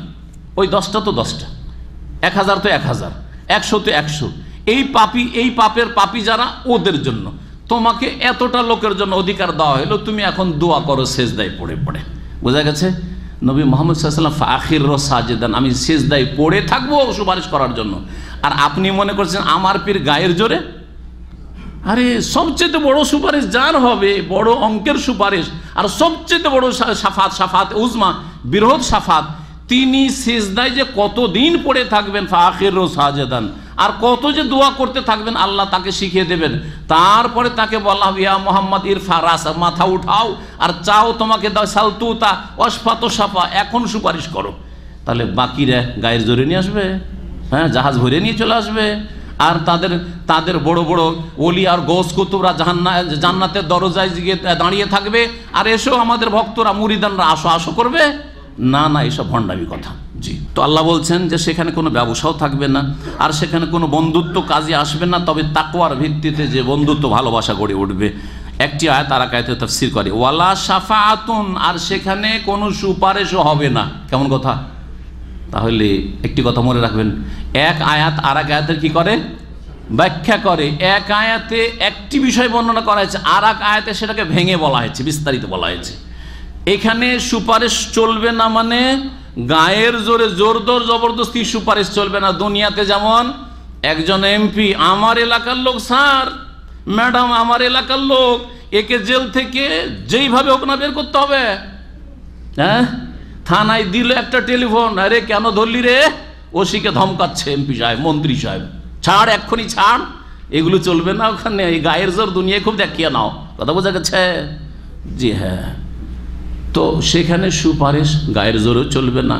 সেখানে এই নয় যে তোমার চাপের মুখে আল্লাহ আসবেন, হ্যাঁ সেখানে এই নয় যে তুমি নিজ স্বাধীন করবে, বরং 2টো শর্তের সাথে শাফাত রয়েছে। ওয়াল কাফিরুনা হুমুজ জালিমুন, আর কাফেররাই হচ্ছে জালেম, সীমা লঙ্ঘনকারী। এই ছিল আমাদের তাফসীর। ইনশাআল্লাহ তাআলা আগামী সপ্তাহে আল্লাহু লা ইলাহা ইল্লা হুয়াল হাইয়ুল কাইয়ুম আয়াতুল কুরসি থেকে আমরা 23তম পর্ব শুরু করব। আল্লাহ রাব্বুল আলামিন যেন আমরা যা কিছু বললাম, যা কিছু শুনলাম তাতে বরকত দান করেন, এবং আল্লাহ রাব্বুল আলামিন দিনের ওপর আমাদেরকে কায়েম রাখেন, এবং আল্লাহ আমাদের গুনাহ খাতা যেন মাফ করেন। নবীদেরকে ফজিলত দেওয়ার ক্ষেত্রে মানহানির যদি মনোভাব থাকে তো ফজিলত দেওয়া জায়েজ নয়। এই মর্মে হাদিস রয়েছে নবী করিম সাল্লাল্লাহু আলাইহি ওয়াসাল্লামের সহিহ বুখারী মুসলিমে। আবু হুরায়রা রাদিয়াল্লাহু তাআলা থেকে বর্ণিত যে একজন মুসলিম আর আরেকজন ইহুদি, দুইজনে ঝগড়া লেগেছে। ইহুদি কসম করে বলছে যে মূসা আলাইহিস সালামকে সারা বিশ্বের মধ্যে আল্লাহ শ্রেষ্ঠত্ব দিয়ে মনোনীত করেছেন। মুসলিমে খুব রাগ হয়ে গেছে, আরে মূসা আলাইহিস সালামকে আমাদের রসুলের প্রাধান্য দিয়ে দিল। তখন মুসলিম হাতটা উঠিয়ে দিয়েছে একটা চড়, একটা ফাল্লাতা মা বেহা ওয়াজহাল ইয়াহুদি ফাকাল এই খবিস, এই খবিস ও আলা মোহাম্মদ সাল্লাল্লাহু আলাইহি ওয়াসাল্লাম, মোহাম্মদ সাল্লাল্লাহু আলাইহি ওয়াসাল্লামের উপরও মূসাকে শ্রেষ্ঠত্ব দেওয়া হয়েছে, এটা তোর কথা মানা যাবে? ফাজাল ইয়াহুদি আল নবী, ইহুদি নবী সাল্লাল্লাহু আলাইহি ওয়াসাল্লামের কাছে এসে অভিযোগ করলো যে ইয়া রাসূলুল্লাহ, ইয়া রাসূলুল্লাহ তো বলবে না ইয়া মুহাম্মদ সাল্লাল্লাহু আলাইহি ওয়াসাল্লাম, আপনার উম্মতের এক লোক মুসলিম আমাকে মেরেছে এক চড়। ফাকালা রাসূলুল্লাহ সাল্লাল্লাহু আলাইহি ওয়াসাল্লাম তখন বলছেন লা তুফাদ্দিলুনি আলাল আম্বিয়া, নবীদের ওপর আমাকে শ্রেষ্ঠত্ব দিও না, আমাকে নবীদের ওপরে করিও না। ফাইন্নান নাস ইয়াসআকুন ইয়াউমাল কিয়ামা, কারণ লোকেরা কিয়ামতের দিনে কি হবে? বেহুশ হয়ে যাবে, মারা যাবে। ফাআকুন আউওয়ালা মান ইউফিক, তারপরে আমি সর্বপ্রথম কি হুঁশে আসব। প্রথম হুঁশে কি আসবেন? রাসূলুল্লাহ সাল্লাল্লাহু আলাইহি ওয়াসাল্লাম। ফাআজাদ মূসা, হুঁশ হওয়ার পরে যখন দেখছি তো মূসা আলাইহিস সালাম দাঁড়িয়ে আছেন বাতেশান বিকায়মাতিল আরশে, আল্লাহর আরশের একটা পায়া ধরে, এই যে পায়া, এই যে টেবিলের পায়া, আরশের পায়া ধরে, পিলার ধরে কে দাঁড়িয়ে আছেন? মূসা আলাইহিস সালাম দাঁড়িয়ে আছেন। সুতরাং মূসার উপর আমাকে শ্রেষ্ঠত্ব দিও না। ফালা আদরি, আমি জানি না, আফাকা কাবলি, যে মূসা আলাইহিস সালাম আমার আগেই হুঁশে এসেছেন, আম জুজিয়া বেসাকাতি তুর, নাকি ওই তুর পাহাড়ে ওখানে যে বেহুশ হয়ে পড়ে গেছিলেন, তুর পাহাড়ে যখন আল্লাহ রাব্বুল আলামিন তার দর্শন দিলেন মূসা আলাইহিস সালামের তলবে, ওই সময় বেহুশ হয়েছিলেন না? তো ওই যে দুনিয়াতে একবার বেহুশ হয়ে গেছে, সেই জন্য কি আখিরাতে তিনি বেহুশই হন নাই? নাকি আমার আগে বেহুশ হয়েছেন হয়তো, কিন্তু আমার আগে হুঁশে চলে এসছেন। কেন? আমি যখন হুঁশ হয়েছে দেখছি তো দেখছি যে উনি দাঁড়িয়ে আছেন, তার মানে হয়তো আমার আগে উনি হুঁশে এসেছেন। ফালা তুফাদ্দিলুনি আলাল আম্বিয়া, আমাকে নবীদের ওপর ফজিলত দিও না, বা লা তুফাদ্দিলু বাইনাল আম্বিয়া, নবীদের মাঝে আমাকে শ্রেষ্ঠ করিও না যে আমাদের নবী বড়। হ্যাঁ, এইখানে যে ইহুদি আর মুসলিমের লড়াই ছিল বা ঝগড়া বিবাদ ছিল, সেখানে মানহানির দিকটা ছিল না? ছিল না? এটাই মূসা আলাইহিস সালাম মানহানি হতে যাচ্ছে, সুতরাং নিষেধ করেছেন, বোঝা গেছে। আর এমনিভাবে যদি মানহানি না হয়, যেমন আমরা আলোচনা করলাম যে সমস্ত নবীদের মধ্যে রসুল শ্রেষ্ঠ, রসুলগণ শ্রেষ্ঠ, আর রসুলদের মধ্যে আবার 5 জন শ্রেষ্ঠ, 5 জনের মধ্যে 2 জন আবার বেশি শ্রেষ্ঠ, 2 জনের মধ্যে সবচেয়ে শ্রেষ্ঠ রাসূলুল্লাহ সাল্লাল্লাহু আলাইহি ওয়াসাল্লাম। তাহলে এতে কোনো মানহানি নেই। এইরকম ইমাম আবু হানিফা, শাফি, মালিক, আহমদ, তাদের মাঝে যারা এই মযহাবের মুকাল্লিদ, তারা সবাই নিজের ইমামকে ইমাম আজম, নিজের ইমাম হচ্ছে ইমাম আজম। এইটা হচ্ছে মানহানি করা অন্যর। বাকি যারা কোরআন সুন্নাহর অনুসারী, আমরা না, এই মানহানি করি না। আমরা আবু হানিফাকে ইমাম আজম মনে করি, শাফিকে ইমাম আজম মনে করি, ইমাম মালিককে ইমাম আজম মনে করি, আর ইমাম আহমদকে ইমাম আজম মনে করি। আর এই সমস্ত ইমামদের ইমাম আজম হচ্ছে মুহাম্মদ রাসূলুল্লাহ সাল্লাল্লাহু আলাইহি ওয়াসাল্লাম। জি, আল্লাহ রাব্বুল আলামিন যেন আমাদেরকে হক কথা বোঝার তৌফিক দান করেন এবং কোরআন সুন্নাহ অনুসারী হওয়ার তৌফিক দান করেন। অন্ধ অনুসরণ থেকে আল্লাহ যেন বাঁচিয়ে রাখেন, সমস্ত ফিতনা থেকে আল্লাহ যেন আমাদেরকে বাঁচিয়ে রাখেন। সাল্লাল্লাহু আলাইহি ওয়া মুহাম্মদ ওয়া আলা আলিহি ওয়া আল্লাহু সাল্লাল্লাহু আলা মুহাম্মদ ওয়া আলা আলিহি ওয়া আল্লাহু সাল্লাল্লাহু আলা মুহাম্মদ ওয়া আলা আলিহি ওয়া আল্লাহু সাল্লাল্লাহু আলা মুহাম্মদ ওয়া আলা আলিহি ওয়া আল্লাহু সাল্লাল্লাহু আলা মুহাম্মদ ওয়া আলা আলিহি ওয়া আল্লাহু সাল্লাল্লাহু আলা মুহাম্মদ ওয়া আলা আলিহি ওয়া আল্লাহু সাল্লাল্লাহু আলা মুহাম্মদ ওয়া আলা আলিহি ওয়া আল্লাহু সাল্লাল্লাহু আলা